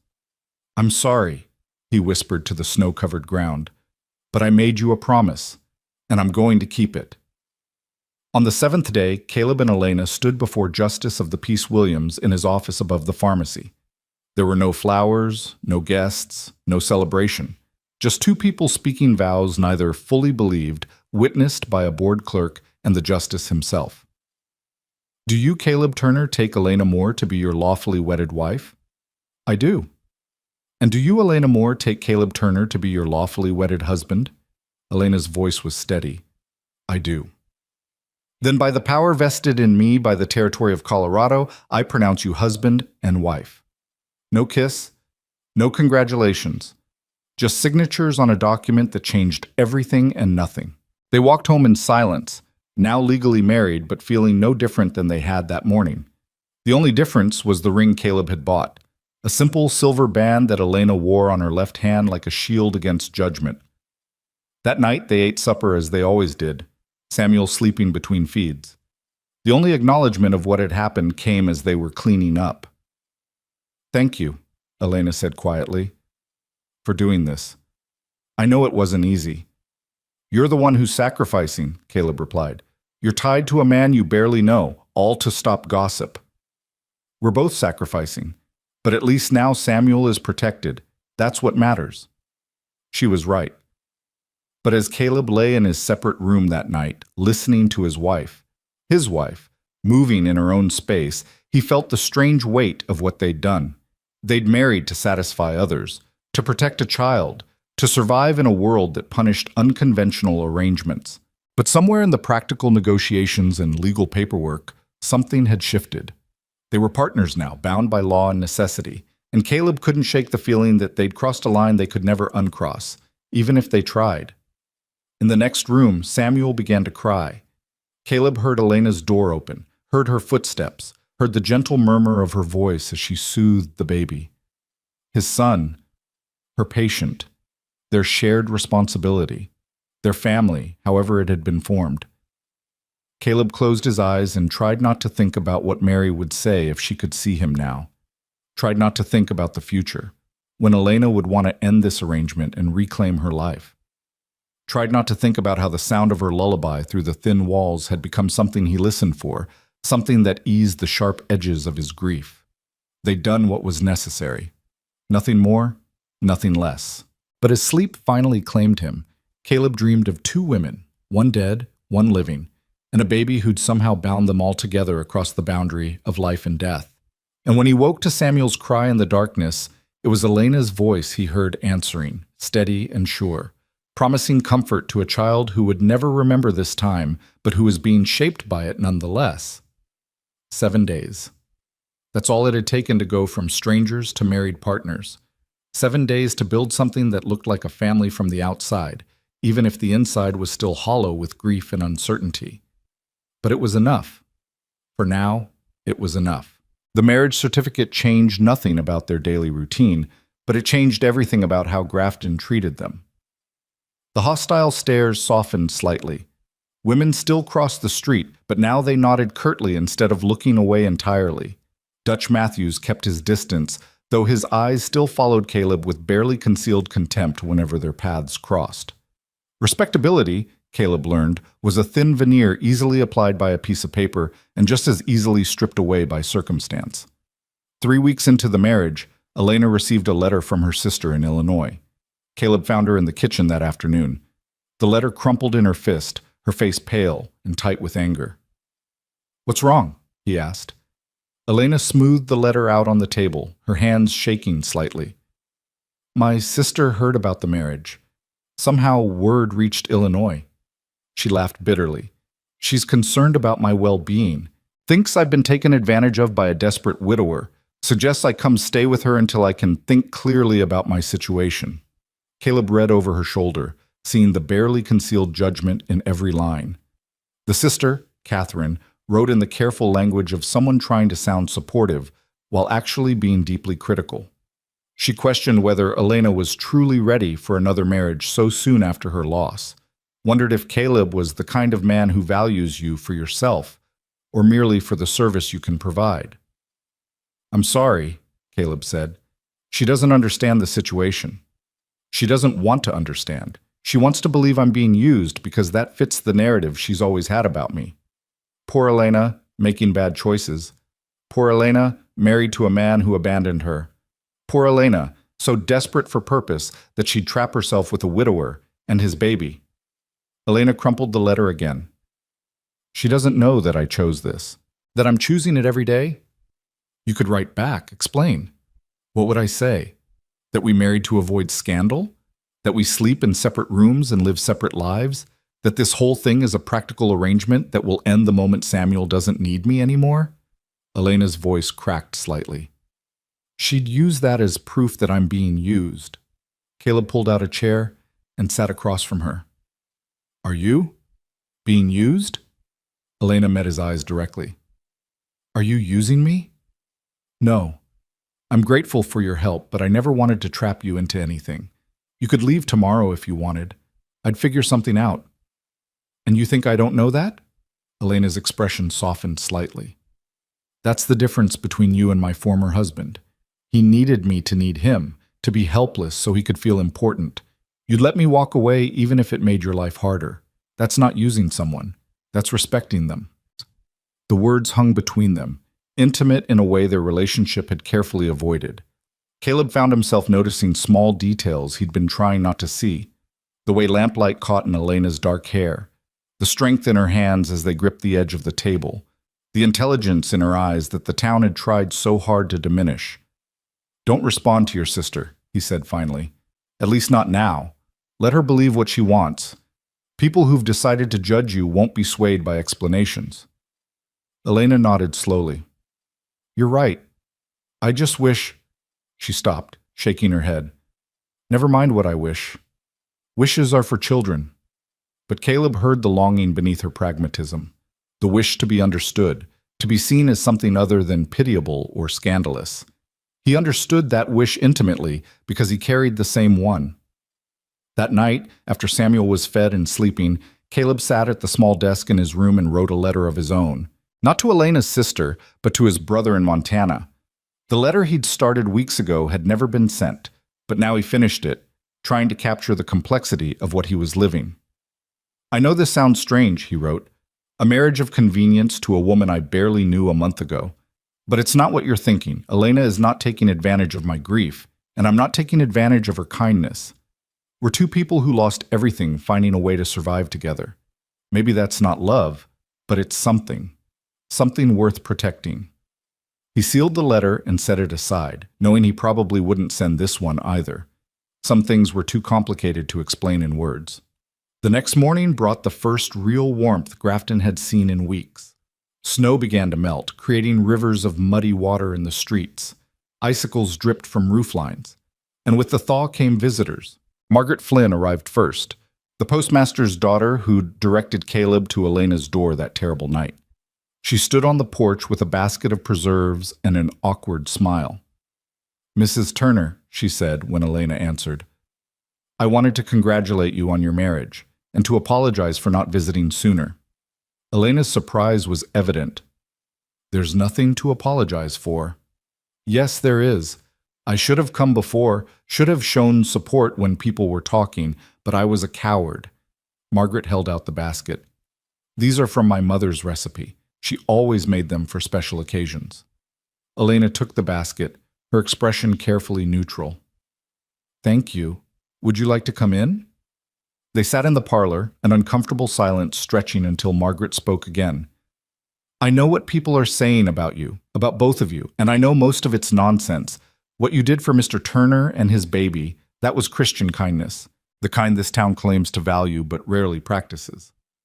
"The town made sure we married," Elena said quietly, "made it impossible for us to continue any other way." "I know, and I'm ashamed of that. But for what it's worth, some of us are glad you're together. Samuel is thriving, anyone can see that. And you both look less haunted than you did a month ago. That counts for something." Caleb, standing in the kitchen doorway, was struck by Margaret's words. Less haunted. Was that true? He caught his reflection in the window glass, still gaunt from grief, still carrying shadows under his eyes. But maybe there was something different, a slight easing in the set of his shoulders, a fractional decrease in the weight he carried. Margaret didn't stay long, but her visit cracked open a door. Over the following weeks, a few other women came calling. Not many. Grafton was still a judgmental place, and most people still avoided the Turner household like it carried plague.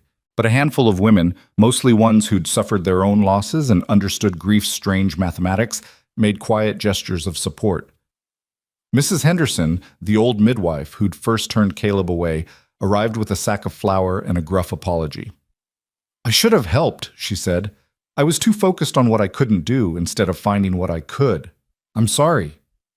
Elena accepted each visit with the same careful politeness, never quite letting her guard down, but Caleb could see the slight thaw in her demeanor. She wasn't so alone anymore, neither of them were. But acceptance from a few didn't mean acceptance from all. Dutch Matthews and his circle continued their campaign of whispers and sidelong glances. The Reverend stopped visiting, which Caleb took as either disapproval or defeat. And there were still those who made their contempt obvious. 4 weeks after the marriage, Caleb was in town buying supplies when he overheard 2 women talking outside the dry goods store. "It's unnatural," one said, "using that baby to replace the one she lost. She'll probably smother it in its sleep like she did her own." Caleb's vision went red.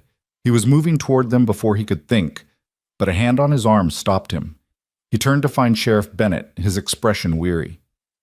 "Don't," the sheriff said quietly. "It'll only make things worse." "You heard what she said." "I heard, and it's vile. But you can't fight every ignorant comment in this town. You'll spend your whole life swinging fists and accomplish nothing." Bennett steered him away from the women. "How's the baby doing?" The change of subject threw Caleb off balance. "He's well, getting bigger every day." "And Elena?" "She's managing." "That's not what I asked." Bennett's gaze was penetrating. "How is she?" "Really?" Caleb thought about Elena's careful distance, the way she held herself apart even as she gave everything to Samuel's care, the nights he heard her crying through the walls, the way she sometimes stared at nothing with an expression of profound loss. "She's surviving," he said finally. "Same as me." "Surviving's not the same as living," Bennett observed. "But I suppose it's a start." They walked in silence for a moment, then the sheriff spoke again. "There's going to be a dance next month, spring celebration. Town throws it every year. You should bring Elena." "She won't want to go." "Maybe not. But maybe she needs to be asked, needs to know she's still part of this community, even if part of the community acts like fools." Bennett clapped him on the shoulder. "Think about it." Caleb did think about it, all the way home. The idea of taking Elena to a public dance seemed absurd. They barely spoke beyond practical matters about Samuel, barely acknowledged the marriage that bound them legally. How could they present themselves as a couple to the town when they weren't truly a couple at all? But that evening, watching Elena rock Samuel to sleep, her voice soft with a lullaby Caleb was beginning to recognize, he found himself speaking before he could reconsider. "There's a dance next month, a spring celebration. Sheriff thinks we should attend." Elena's hand stilled on the rocking chair. "Why would we do that?" "To show the town we're not ashamed, to stop hiding like we've done something wrong. Haven't we? Married under duress, living a lie?" "We're not living a lie. We're legally married. We share a household and care for a child together. That's more real than half the marriages in this town, whatever our sleeping arrangements." Elena was quiet for a long moment, her gaze fixed on Samuel's sleeping face. "I don't dance anymore. Haven't since before my son was born." "Neither have I, not since Mary died." Caleb moved closer, drawn by something he couldn't name. "But maybe that's exactly why we should go. Show ourselves that we're still alive, still capable of existing in the world. Or we could just stay here, where it's safe." "Is it, though, safe?" Caleb gestured toward the walls, beyond which Grafton judged and whispered. "Every time you go to town, people stare. Every time I'm at the market, someone has a comment. We can hide here and let them think we're ashamed, or we can face them directly." Elena looked up at him then, her expression complex. "You want to fight. You've always wanted to fight them." "No. I want to stop caring what they think. There's a difference." She considered this, then nodded slowly. "All right. We'll go to the dance, but if anyone says one cruel word about my dead son or your dead wife, I'm leaving. I won't stay and smile through that." "Fair enough." The next 4 weeks passed in a strange limbo of preparation and dread. Elena dug out a dress she hadn't worn in over a year, a simple blue cotton that had fit before pregnancy. Now it hung slightly loose, testament to the weight she'd lost in grief. She altered it at the kitchen table, her needle flashing in lamplight while Samuel slept nearby. Caleb watched her work, struck by the domesticity of it. This was what married life looked like from the outside. A woman sewing, a baby sleeping, a man reading the newspaper by the fire. Normal. Ordinary. Except nothing about their situation was ordinary, and the performance they were preparing for felt increasingly surreal. "What was your wedding like?" Elena asked one evening, breaking the comfortable silence. "With Mary." Caleb set down his paper, surprised by the question. They rarely spoke about their previous spouses, as if mentioning them would somehow violate the boundaries they'd established. "Small," he said finally. "Just us, a justice of the peace, and 2 strangers we pulled off the street to witness. We couldn't afford anything fancy." "But you loved her." "More than anything." Elena's hand stilled on her sewing. "That must make this harder, being married to someone you don't love." "I don't not love you," Caleb said, then stopped, realizing how that sounded. "I mean, I care about you. I'm grateful for everything you've done. That's not nothing. But it's not love." "No." The admission felt like a betrayal, though he didn't know who he was betraying. "Is that what you want? Love?" Elena laughed, a sharp sound without humor. "I don't know what I want anymore. Some days I think I just want to feel something other than this constant ache. Other days I think the ache is all I have left of my son, and losing it would mean losing him completely." Caleb understood that paradox intimately. Grief was pain, yes, but it was also connection. To let go of the pain felt like letting go of the person who caused it. He carried Mary's absence like a wound that wouldn't heal, and part of him didn't want it to heal because then she'd truly be gone. "We're a pair," he said quietly, "both of us more comfortable with our dead than our living." Except for Samuel, Elena's expression softened as she looked at the sleeping baby. He's completely alive, completely present, no ghosts, no grief, just hunger and growth and trust that his needs will be met. You've given him that. The trust. We've given him that. You're his father. That matters. But Caleb had noticed how Samuel responded to Elena versus himself. The baby would calm instantly in her arms, would root toward her when hungry, would track her movements across a room. With Caleb, Samuel was comfortable but not preferential. He was learning his father's voice and face, but it was Elena's he sought for comfort.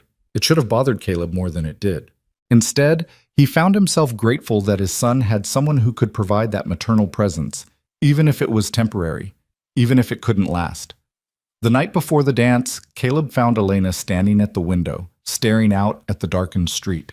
Samuel was asleep, and the house was quiet except for the creak of settling wood. "Having second thoughts?" Caleb asked. "Thousands of them." Elena didn't turn from the window. "This is a mistake. We should stay home." "Probably, but we're going anyway." "Why?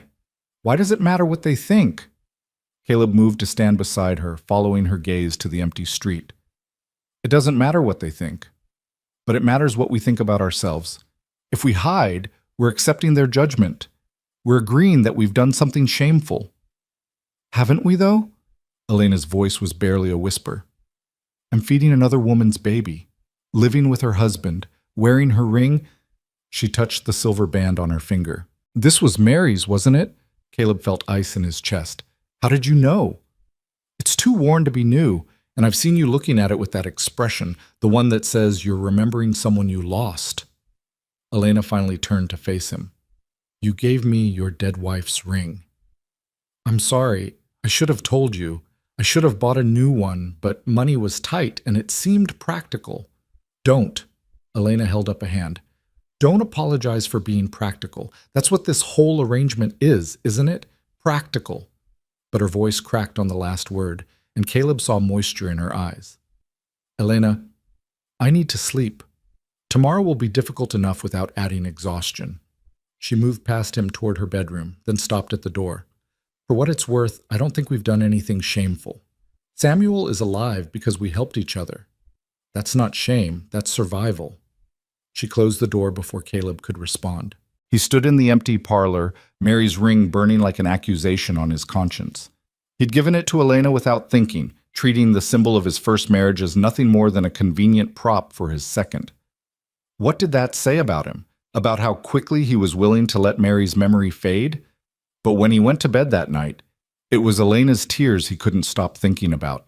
Not Mary's ghost, but the living woman in the next room who'd shown such strength in the face of impossible circumstances. Who'd saved his son and asked for nothing in return except to be left alone with her grief when this was over. They were using each other, he realized. But maybe that was all right. Maybe two broken people leaning on each other was better than two broken people falling alone. The dance was held in the town hall, a large wooden building that served as church, meeting place, and social center. Lanterns hung from the rafters, casting warm light over tables laden with food brought by various families. A small group of musicians, fiddle, guitar, and accordion, occupied one corner, tuning their instruments. Caleb and Elena arrived late, hoping to slip in unnoticed. Instead, conversation died as they entered, every head turning to stare. For a long moment, nobody moved. Then Margaret Flynn crossed the room and took Elena's hands. "Mrs. Turner, I'm so glad you came. And don't you look lovely in that dress?" The moment broke. Conversation resumed, though at a lower volume, and Caleb was acutely aware of the whispers following them as they made their way inside. He kept his hand at Elena's elbow, a gesture that looked protective but was actually just as much for his own steadiness. They found seats near the refreshment table, neither quite brave enough to venture onto the dance floor. Caleb watched other couples moving through the patterns of a simple waltz, remembering the last time he'd danced. It had been with Mary, at a harvest celebration 2 years ago. She'd been laughing, her face flushed with exertion and joy, completely alive and present, and his. "You're thinking about her," Elena said quietly. "Am I that obvious?" "Only to someone who's thinking about the same thing. Different person, same absence." They sat in shared understanding, two widowed hearts pretending to be whole. Around them, Grafton celebrated spring with music and dancing and the simple joy of community, but Caleb and Elena existed apart from it, observers rather than participants. "We should dance," Caleb said suddenly.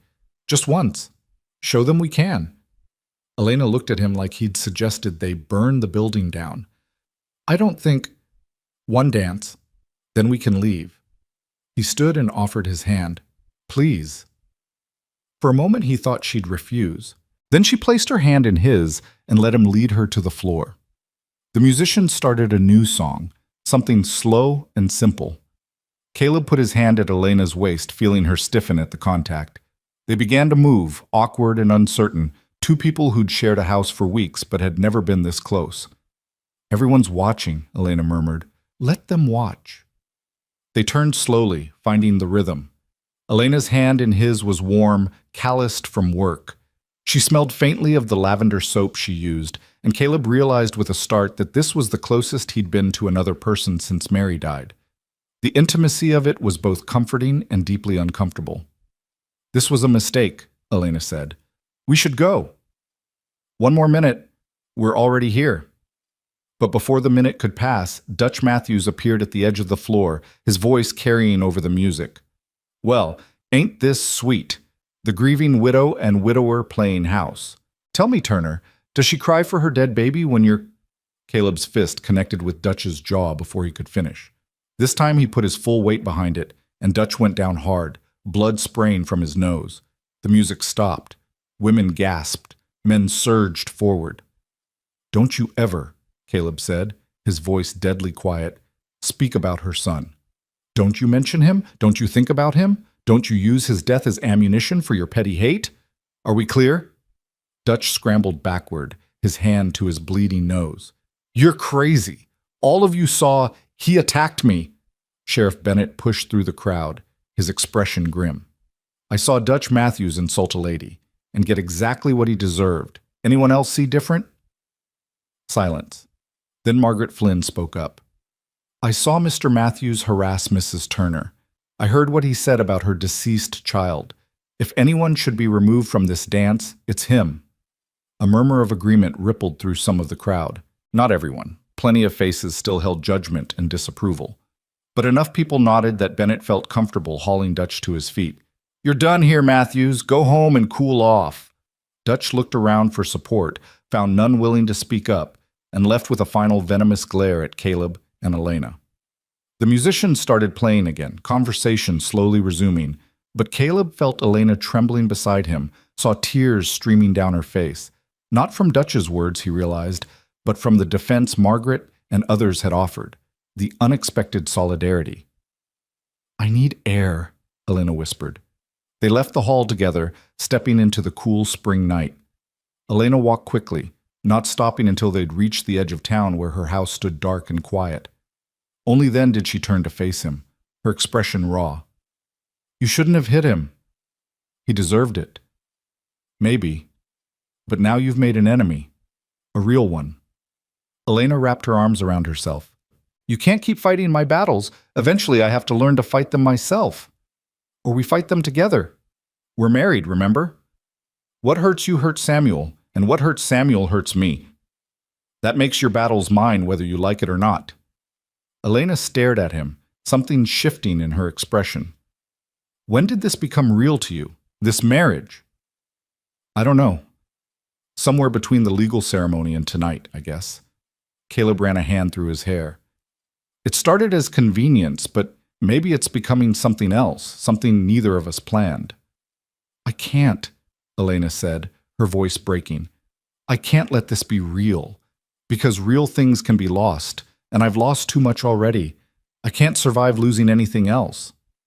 "You won't lose Samuel, I promise you. You can't promise that. You don't control the future any more than I do." Elena's composure shattered completely.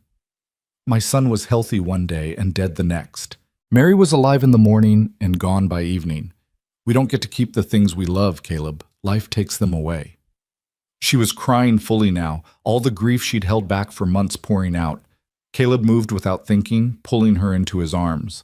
She resisted for a moment, then collapsed against him, her whole body shaking with sobs. He held her while she wept for her dead son, her failed marriage, the cruel town and the impossibly hard life she'd been handed. And somewhere in holding her, Caleb felt his own walls cracking. He'd been so focused on Samuel's survival that he'd forgotten to acknowledge his own grief, forgotten to mourn Mary properly, forgotten to feel anything except the desperate need to keep moving forward. But Elena's tears unleashed his own, and they stood together in the darkness, two people finally allowing themselves to break. Eventually the storm passed, leaving them both exhausted and quiet. Elena pulled back, wiping her eyes. "I'm sorry," she said. "Don't be. I needed that too." They walked home in silence, but it was different than before. Less careful, less guarded. They'd seen each other at their most vulnerable, and somehow that had created a new foundation for whatever they were building. At the house, Samuel was awake and fussing. Mrs. Henderson had agreed to watch him during the dance, and she met them at the door with relief evident on her face. "He's been crying for 20 minutes, won't settle for anyone but his mama." Elena took the baby, and Samuel quieted immediately, rooting toward her even though he'd been fed before they left. Elena settled into the rocking chair and began nursing while Mrs. Henderson let herself out. Caleb sat across from them, watching. His wife and son, legal definitions that were slowly becoming emotional realities. He'd married Elena to satisfy the town's demands, but watching her now, her face soft in lamplight as she fed his child, he felt something shift irrevocably in his chest. "What are you thinking?" Elena asked without looking up. "That maybe we're not as broken as we thought, or maybe we're just broken in compatible ways." A small smile touched Elena's lips. "That's either very wise or very sad. Can it be both? With us, probably." Samuel finished feeding and fell asleep against Elena's shoulder. She didn't move to put him in his basket, just sat holding him, as if afraid to let go. Caleb understood. Every moment with Samuel felt precious because they both knew how quickly a child could be lost. "We don't have to stay in Grafton," Caleb said quietly. "We could leave. Go to Denver or even California. Start over somewhere nobody knows our history. Run away. Start fresh." Elena considered this, her hand moving in slow circles on Samuel's back. "And what would we be starting? This arrangement is temporary, remember? When Samuel's weaned, we go our separate ways." "Do we, though?" Caleb leaned forward. "Look at us, Elena. We're already a family in every way that matters. We share a home, share responsibilities, care for this child together. We've defended each other against the town's judgment. We've held each other while we cried. That's not temporary. That's real. I don't know if I can do real again. Real hurts too much when it ends. But what if it doesn't end? What if we stop planning for dissolution and start building something that lasts?" Elena looked at him directly, her eyes searching his face. "You don't love me. You love Mary. You'll always love Mary." "You're right. I will always love Mary. Just like you'll always love your son and probably some part of your former husband despite how he treated you. But that doesn't mean we can't love other people too. Love isn't finite. It doesn't run out." "You're talking about love like it's a choice, like we can just decide to feel it. Isn't it? I chose to marry you. I'm choosing every day to stay, to build this life with you. Maybe that's what love is after loss, a choice to keep choosing someone, even when it's hard." Silence stretched between them, heavy with possibility and fear. Then Samuel stirred, making a small sound, and the moment broke. "I need to put him down," Elena said softly. "He's getting heavy." She rose and carried Samuel to his basket, settling him with practiced care. Caleb watched, knowing he'd pushed too hard, asked for too much too soon. But he couldn't take the words back, and he wasn't sure he wanted to. When Elena returned, she didn't sit. Instead, she stood near the door to her room, her hand on the frame. "I'm not ready," she said. For any of this to be more than it is, I'm sorry if that's not what you want to hear, but I have to be honest. I understand. Do you? Because from where I'm standing, it looks like you're trying to replace Mary with me, and I won't be someone's substitute. The accusation stung because it held a grain of truth. Was he trying to rebuild what he'd lost? Create a new version of the life Mary's death had stolen? Or was he genuinely seeing Elena for who she was? A woman distinct from his dead wife, valuable in her own right? You're nothing like Mary, Caleb said quietly. She was soft where you're hard, trusting where you're wary. She saw the best in people even when they didn't deserve it. You see them clearly, flaws and all. You're not a replacement for her. You're entirely yourself. Elena's expression softened slightly. Then give me time to figure out who that self is. I've been a wife, a mother, a widow, a pariah. Now I'm your legal wife and Samuel's wet nurse. But I don't know who Elena is underneath all those roles, and until I do, I can't promise you anything beyond what we already have. It was fair, more than fair. And Caleb nodded, accepting the boundary she was setting even as part of him wanted to push against it. Take all the time you need. I'm not going anywhere. Elena studied his face for a long moment, then nodded and went to her room, closing the door softly behind her. Caleb sat alone in the lamplight, the house quiet except for Samuel's soft breathing. Tonight had changed things, the dance, the confrontation, the conversation. They'd crossed lines they couldn't uncross, said things that couldn't be unsaid. Whether that led them towards something real or pushed them further apart remained to be seen. But for the first time since Mary's death, Caleb felt something other than grief. It wasn't happiness exactly, and it wasn't peace, but it was possibility. The sense that maybe, just maybe, there was a future worth building beyond simple survival. In the next room, he heard Elena moving around, preparing for bed. His wife, his partner in this strange arrangement they'd created, and somewhere in the weeks of living together, caring for Samuel together, defending each other against the world's judgment, something had shifted. The boundaries they'd established were still there, but they'd become more permeable, more open to change. Caleb went to his own room, but before he closed the door, he looked once more at Samuel, his son, alive and thriving because two grieving people had found each other at exactly the right moment. Because Elena had opened her door on the worst night of Caleb's life and given them both a chance at survival. They'd done more than survive, though. They'd built something. What exactly it was remained undefined, unfinished. But it was theirs, constructed from grief and necessity, and slowly, so slowly, growing into something that might someday be called a family. The future was uncertain. The town's judgment still stung. Elena's walls were still up, protecting a heart that had been broken too many times. But they had time. They had Samuel. And they had each other. Whether either of them was quite ready to admit what that meant, it was enough. For now, it was enough. And as Caleb finally let sleep claim him, he dreamed not of the past, but of tomorrow, of coffee shared in morning light, of Samuel's laughter as he grew, of Elena's slow smile when she thought no one was watching. Dreams not of what was lost, but of what might still be found.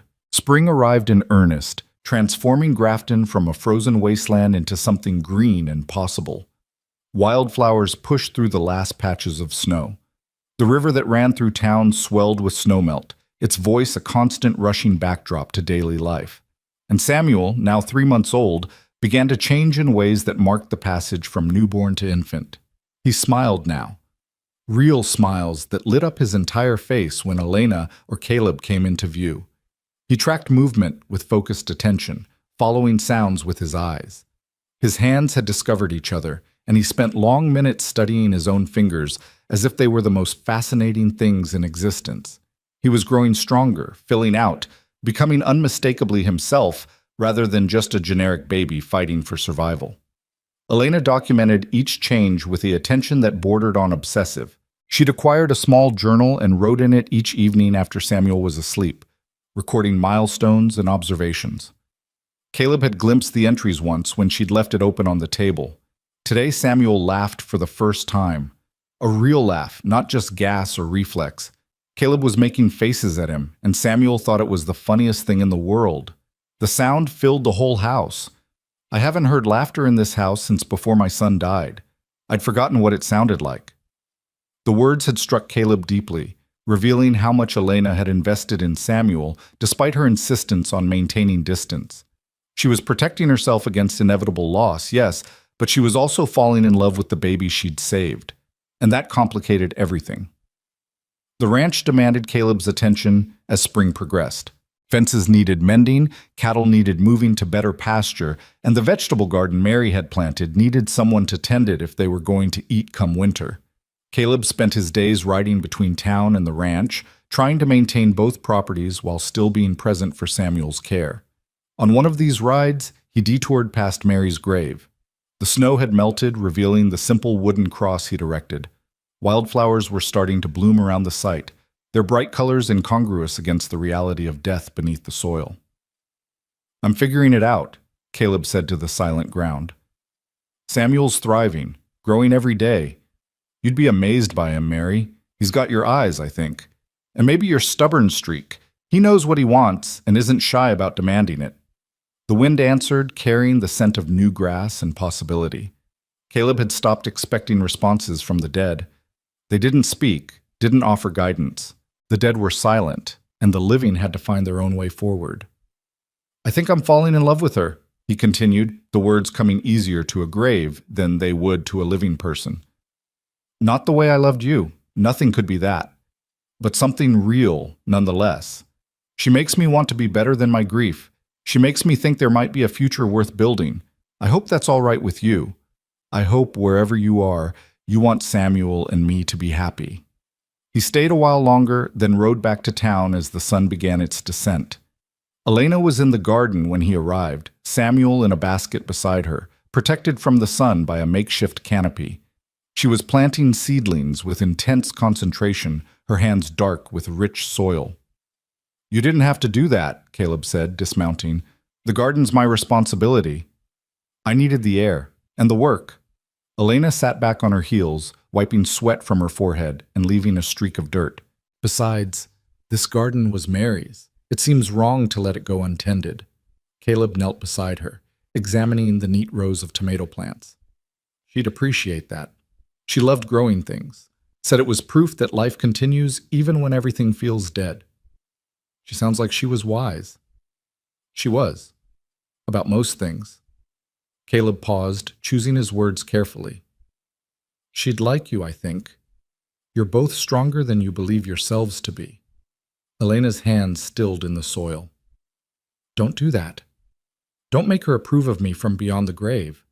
I'm not asking for her blessing. I'm not offering it on her behalf. I'm just saying I think you would have liked each other. Two women who understood what it meant to survive hard things. I'm not trying to replace her. I know, but you're not trying to disappear either, and that's what you've been doing for the past 4 months, treating yourself as temporary, as if you're just passing through our lives and will disappear the moment Samuel doesn't need you anymore." Elena resumed planting, her movements sharp and precise. "That was the agreement. When he's weaned, I step back." "Agreements can change. People can change." Caleb reached out and stilled her hands with his own, forcing her to look at him. "I don't want you to step back, Elena. I want you to stay, permanently, as my actual wife, not just legally." "You don't know what you're asking." "I know exactly what I'm asking. I'm asking you to take a risk on something real, to stop protecting yourself against loss and start living towards something better." Elena pulled her hands free, standing abruptly. Samuel stirred in his basket, and she picked him up automatically, holding him against her shoulder. "And what happens when it falls apart? When you realize I'm not who you thought I was, or when the grief catches up with both of us and we can't stand to look at each other anymore? Then we deal with it together, like we've been dealing with everything else." "You make it sound simple. It's not simple." Elena's voice rose slightly, and Samuel whimpered. She lowered it immediately, rocking him gently. "I watched my husband walk away because he couldn't handle my grief. I buried my own child and had to do it alone because everyone in this town decided I was responsible. I've spent 2 months being called a harlot and a homewrecker for the crime of keeping your son alive. And now you want me to open myself up to more pain by pretending this could be a real marriage? It already is a real marriage. The only thing pretend about it is the wall you've built between us." Caleb stood, facing her directly. I'm not your former husband. I won't leave when things get hard because things are already hard. And I'm still here. And yes, maybe we're both still grieving. Maybe we'll always be grieving to some extent. But we can grieve together or we can grieve alone. I know which one I prefer. Elena was crying now, tears streaming silently down her face. I'm scared. I'm so tired of being scared. Caleb closed the distance between them, wrapping his arms around both Elena and Samuel. She resisted for a moment, then leaned into him, her head against his shoulder, the baby pressed between them. They stood that way for a long time, three people holding each other up against the weight of all they'd lost and all they stood to lose. I can't promise it won't hurt, Caleb said quietly, but I can promise you won't face it alone. Elena nodded against his shoulder, and Caleb felt something fundamental shift between them. Not a resolution exactly, but an opening, a willingness to consider possibilities that had seemed impossible just moments before. That night, after Samuel was fed and sleeping, Elena appeared at Caleb's bedroom door. She stood in the threshold, her expression uncertain but determined. I've been thinking about what you said, about this being real. She paused, gathering courage. I don't know if I can love you the way you loved Mary. I don't know if I'm capable of that kind of love anymore. But I can try.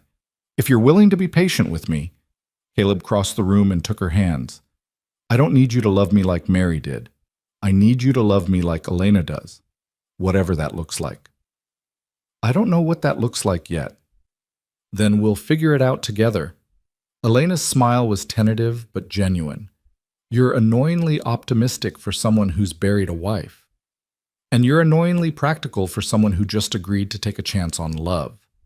I didn't say love, I said try. It's a start. They stood close but not touching, the space between them charged with possibility. Then Elena stepped back, her cheeks slightly flushed. I should sleep. Samuel will be up in a few hours. Elena? Caleb waited until she turned back. Thank you for being willing to try. She nodded and disappeared down the hallway, leaving Caleb alone with a feeling he hadn't experienced in months. Hope. The changes came gradually after that night. Elena didn't move into Caleb's room, but she stopped treating the marriage as purely transactional. They began eating meals together with intentionality rather than convenience. They talked about more than just Samuel's needs, about their pasts, their fears, their tentative hopes for the future. Small touches became more frequent, hands brushing as they passed items, shoulders touching as they sat together, the casual intimacy of two people learning to be comfortable in each other's space. The town noticed. Margaret Flynn commented on it one day at the market, her expression knowing. You two look different, she said to Elena. Lighter, somehow. I don't know what you mean. Yes, you do. You're not just surviving anymore. You're living. Margaret smiled. It's good to see. But not everyone approved. Dutch Matthews, his nose still slightly crooked from Caleb's punch, made his displeasure known through glares and muttered comments. And one afternoon, he cornered Caleb outside the general store. Heard you're playing Happy Family now. How convenient for you, Turner. Dead wife barely cold, and you've got a replacement warming your bed. Caleb's jaw tightened, but he kept his voice level. My personal life is none of your concern. It's the whole town's concern when you're setting a bad example. Marrying in haste, living in sin before that, using a baby as an excuse. The only sin here is your jealousy. Caleb stepped closer, not threatening, but not backing down either. You can't stand that Mary chose me over you. You can't stand that Elena chose to help me when the rest of the town turned away. And you especially can't stand that we're building something good from tragedy while you're still nursing your bitterness. Dutch's face flushed red. You think you're better than everyone else? No, I think I'm a man trying to raise his son and build a life with a good woman. That's all. If that offends you, that's your problem, not mine. Caleb turned to leave, then stopped. Mary used to say that holding on to anger was like drinking poison and expecting the other person to die.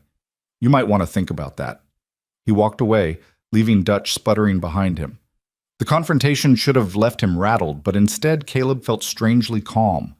He'd spent months caring what the town thought, letting their judgment dictate his choices. But somewhere along the way, he'd stopped needing their approval. Elena and Samuel were his family now. Their opinion was the only one that mattered. When he arrived home, he found Elena teaching Samuel to grasp objects, a small wooden rattle that had belonged to her son. She held it just out of reach, encouraging Samuel to extend his chubby hands toward it. When he finally managed to grab it, Elena laughed with genuine delight. "Did you see that? He's getting so coordinated." Caleb sat beside them, watching. "That was your son's, wasn't it? The rattle." Elena's expression shifted, becoming more complex. "Yes, I almost threw it away a dozen times, but I couldn't, and now I'm glad I kept it." She looked at Caleb. "Is that wrong? Giving my dead child's toy to your son?" "I don't think it's wrong. I think it's beautiful. A way of honoring your son's memory while helping Samuel grow." "Sometimes I feel guilty," Elena admitted quietly, "for loving Samuel, like I'm being disloyal to the baby I lost." "Love isn't disloyal. You're not replacing your son with Samuel. You're making room for both of them in your heart." Elena was quiet for a moment, then handed the rattle to Samuel, who immediately tried to eat it. "Caleb, when I'm ready, when I can talk about him without breaking, will you want to hear about my son?" "Of course. I want to know everything about him. His name, what he looked like, the kind of mother you were to him. All of it." Tears slipped down Elena's cheeks, but she was smiling. "His name was Daniel. Daniel James Moore. He had dark hair like mine and blue eyes like his father's, and he made this small huffing sound when he slept, almost like a laugh. I used to lie awake just listening to it, thinking it was the most perfect sound in the world." Caleb reached out and took her hand, squeezing gently. "Tell me more." And she did. For the next hour, while Samuel played with Daniel's rattle, Elena talked about her son. The stories poured out, memories she'd been holding locked away, because sharing them felt impossible without someone who would truly listen. But Caleb listened, and he asked questions, and he held her when the memories became too painful to continue. When she finally fell silent, exhausted but lighter somehow, Caleb spoke carefully. "You know what I think? I think Daniel would be glad his things are being used, that his mother found a way to keep living, keep loving, keep giving even after losing him. You can't know that." "No, but I know what I'd want for Samuel if something happened to him. I'd want whoever survived him to find joy again, to use his things to help other children, to remember him with love instead of just pain." Caleb paused. "Mary would want the same for us. She'd want Samuel raised by two people who love him, not by a father drowning in grief." "When did you become so wise?" "I'm not wise. I'm just tired of grief being the only thing that defines us." He pulled Elena closer, and this time she came willingly, fitting against his side as if she belonged there. "We've both lost people we loved. Nothing will change that, but we don't have to let loss be the end of our story." They sat together on the floor, Samuel between them, creating a small circle of warmth and possibility. Outside, the sun was setting, painting the sky in shades of orange and pink. Inside, a family was forming, not the families any of them had planned, but a family nonetheless. Over the following weeks, the transformation continued. Elena laughed more freely. Caleb found himself thinking about the future with anticipation rather than dread. And Samuel grew, oblivious to the adult dramas swirling around him, focused entirely on the business of being loved and fed and kept warm. One morning in late May, Caleb woke to find Elena in the kitchen, preparing breakfast with unusual care. She'd made eggs, biscuits, and even honey to go with the coffee. When he raised an eyebrow in question, she blushed slightly. "I've been thinking," she said, not meeting his eyes. "About what you said. About this being real." Caleb's heart rate increased. And I think you're right. We can keep pretending this is temporary, or we can acknowledge what's actually happening." Elena set down the pan she'd been holding and turned to face him fully. "I love Samuel. I can't help it, and I—" She stopped, gathering courage. "I care about you too. More than I thought I would. More than might be wise given how recently we've both lost people. Elena, let me finish." She held up a hand. "I'm not saying I'm ready for everything that being your actual wife might mean, but I'm willing to try. To really try, not just go through the motions." She paused. "If you still want that." Caleb crossed the kitchen in 3 strides and pulled her into his arms. "I want that more than anything." They stood holding each other, And for the first time, there was no grief between them. No ghosts, no guilt, just two living people choosing each other with full awareness of what that choice meant. "So what now?" Elena asked against his shoulder. "Now we build a life. Together. All three of us. The town will still talk. Let them talk. We know the truth." Elena pulled back enough to look at his face. "And what is the truth?" "The truth is that we found each other in the worst moment of both our lives. And instead of drowning separately, we learned to swim together. That's not a scandal. That's survival. That's love." "Love," Elena repeated, testing the word. "Is that what this is? What else would you call it? Convenient? Practical? Born of necessity? Can it be all those things and still be love?" Caleb touched her face gently. "We didn't meet the way most couples do, but we're building something real anyway. I don't need it to look like a storybook romance. I just need it to be ours." Elena's eyes filled with tears, but she was smiling. "You're ridiculous. You know that? So I've been told. And you're too good for someone like me. That's where you're wrong. We're exactly right for each other. Two broken people who figured out how to be whole together." They kissed then, tentative at first, then with growing certainty. It wasn't the passionate kiss of new lovers or the comfortable kiss of long-married partners. It was something in between, acknowledgement and promise and hope all tangled together. When they finally broke apart, Samuel was crying from his basket, demanding attention as always. Elena laughed and went to pick him up, and Caleb watched them together, his wife and his son, feeling something close to contentment settle in his chest. The summer brought changes beyond their relationship. The ranch began producing again under Caleb's renewed attention. The vegetable garden flourished under Elena's care. Samuel reached 6 months old and began the transition to solid foods, marking the beginning of the end of Elena's role as wet nurse. Caleb watched Elena's face carefully during this transition, knowing it represented both freedom and loss.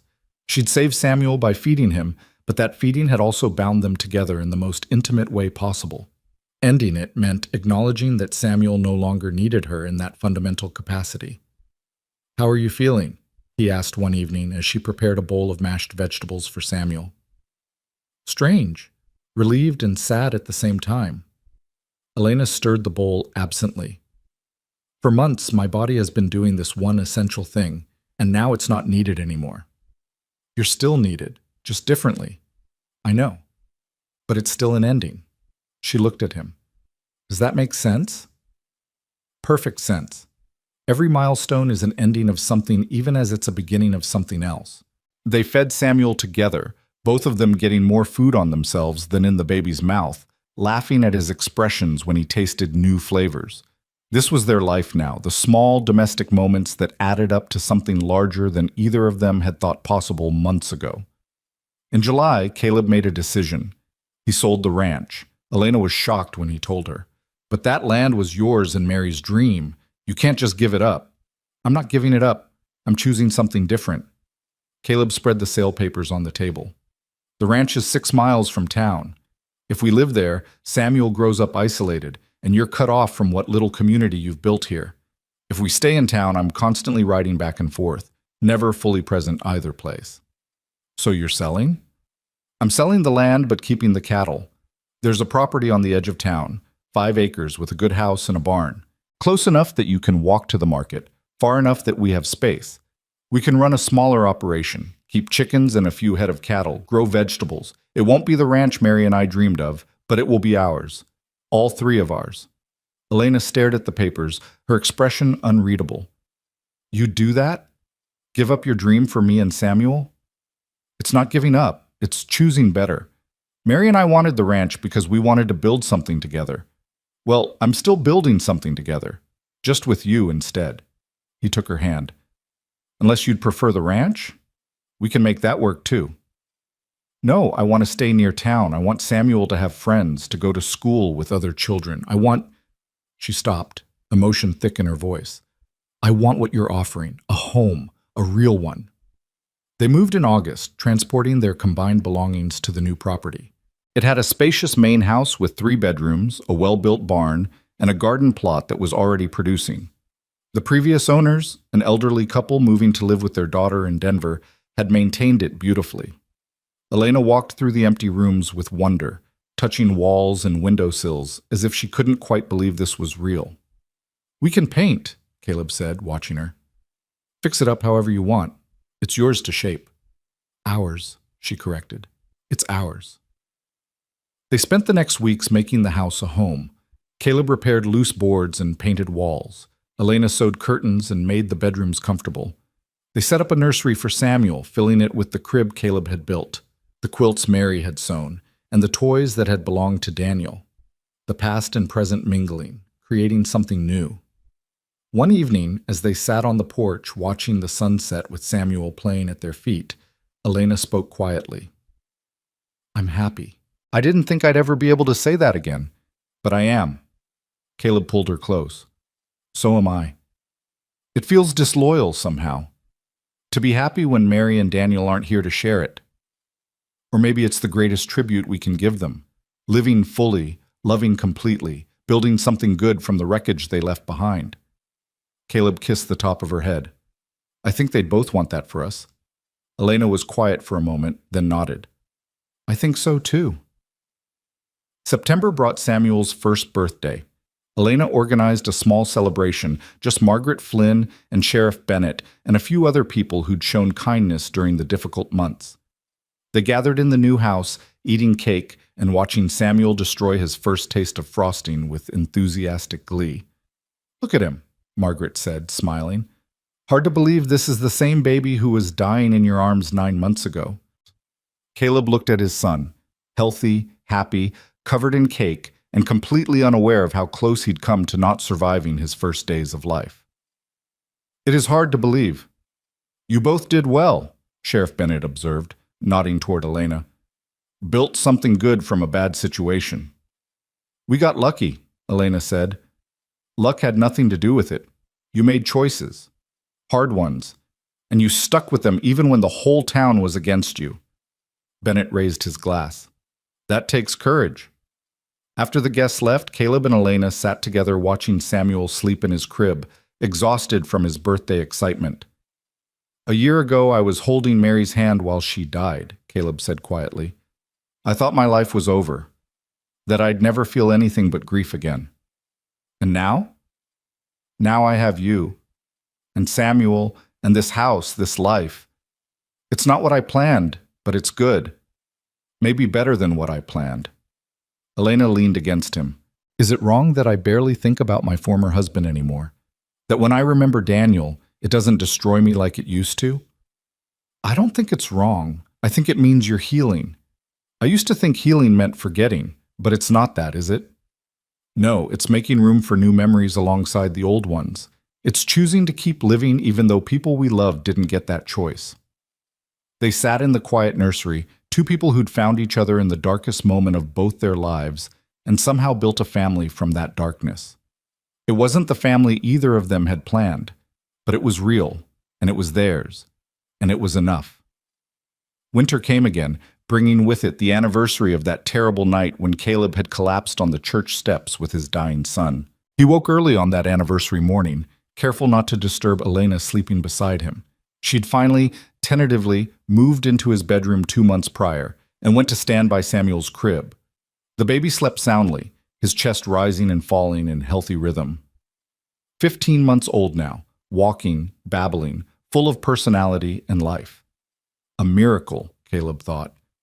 Not the religious kind, but the human kind. The miracle of two people refusing to give up, refusing to let death win.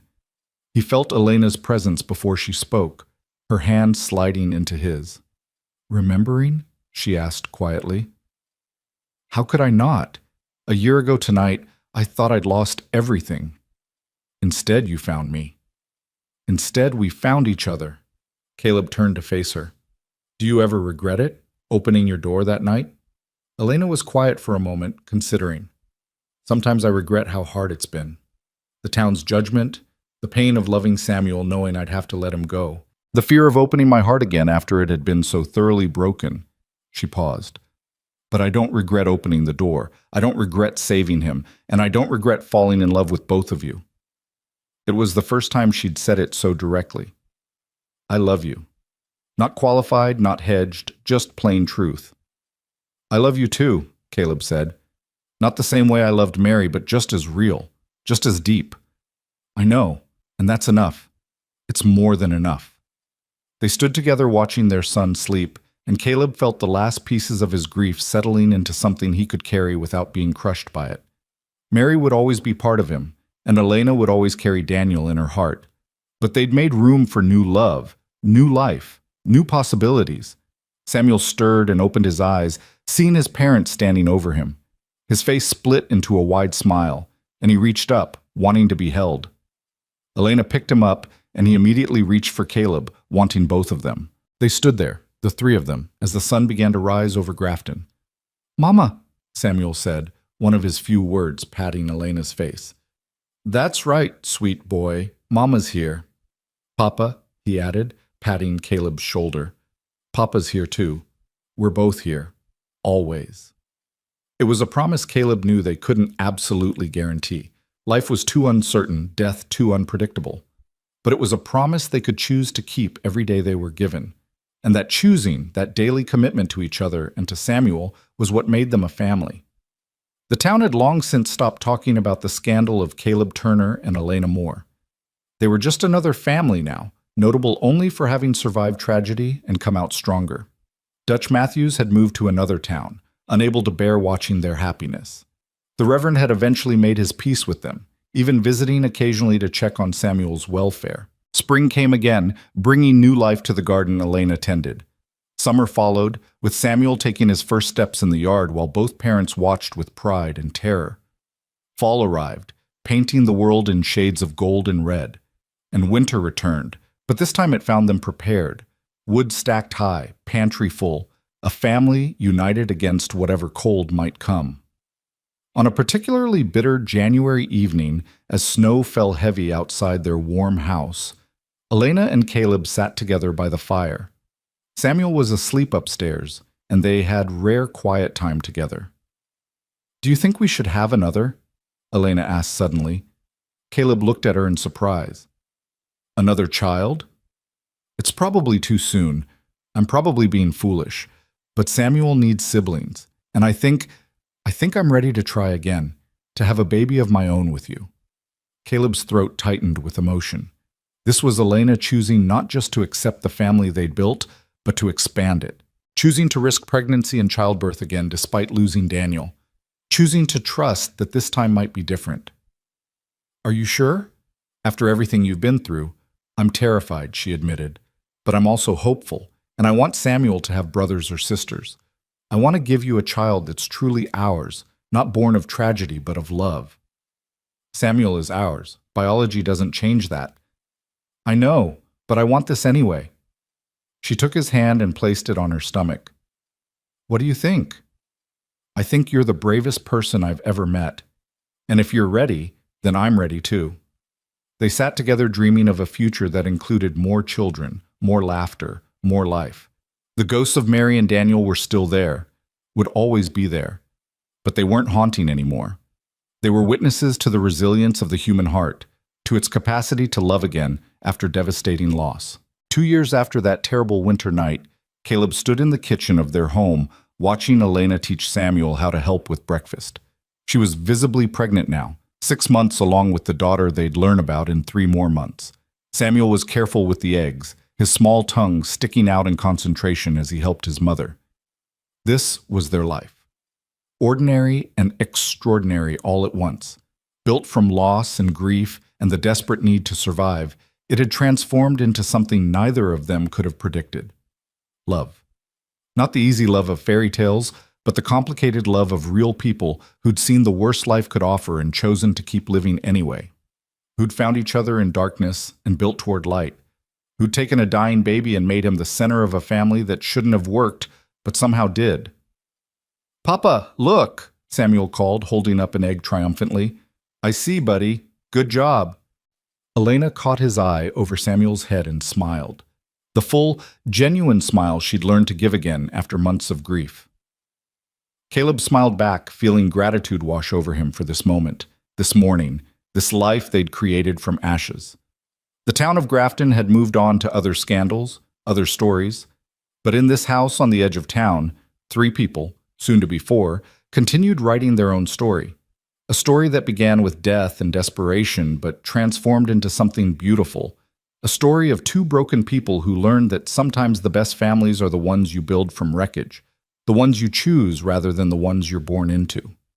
And as snow began to fall again outside, covering the world in fresh white, Caleb thought about beginnings and endings, about how Mary's death had led to Elena's salvation, how Daniel's loss had made room for Samuel's life, about how the worst night of his existence had become the first night of his second chance. Love, he'd learned, wasn't about replacing what you'd lost. It was about making room for what you'd found. And he'd found more than he ever thought possible in this complicated woman and this thriving child and the daughter yet to be born. "Come eat," Elena called, pulling him from his thoughts, before Samuel decides eggs belong on the floor instead of the plate. Caleb joined his family at the table, Samuel between them, chattering about his eggs and the snow and everything his toddler mind found fascinating. This was home. This was family. This was love. Messy and imperfect and absolutely real. And it was enough. More than enough. It was everything.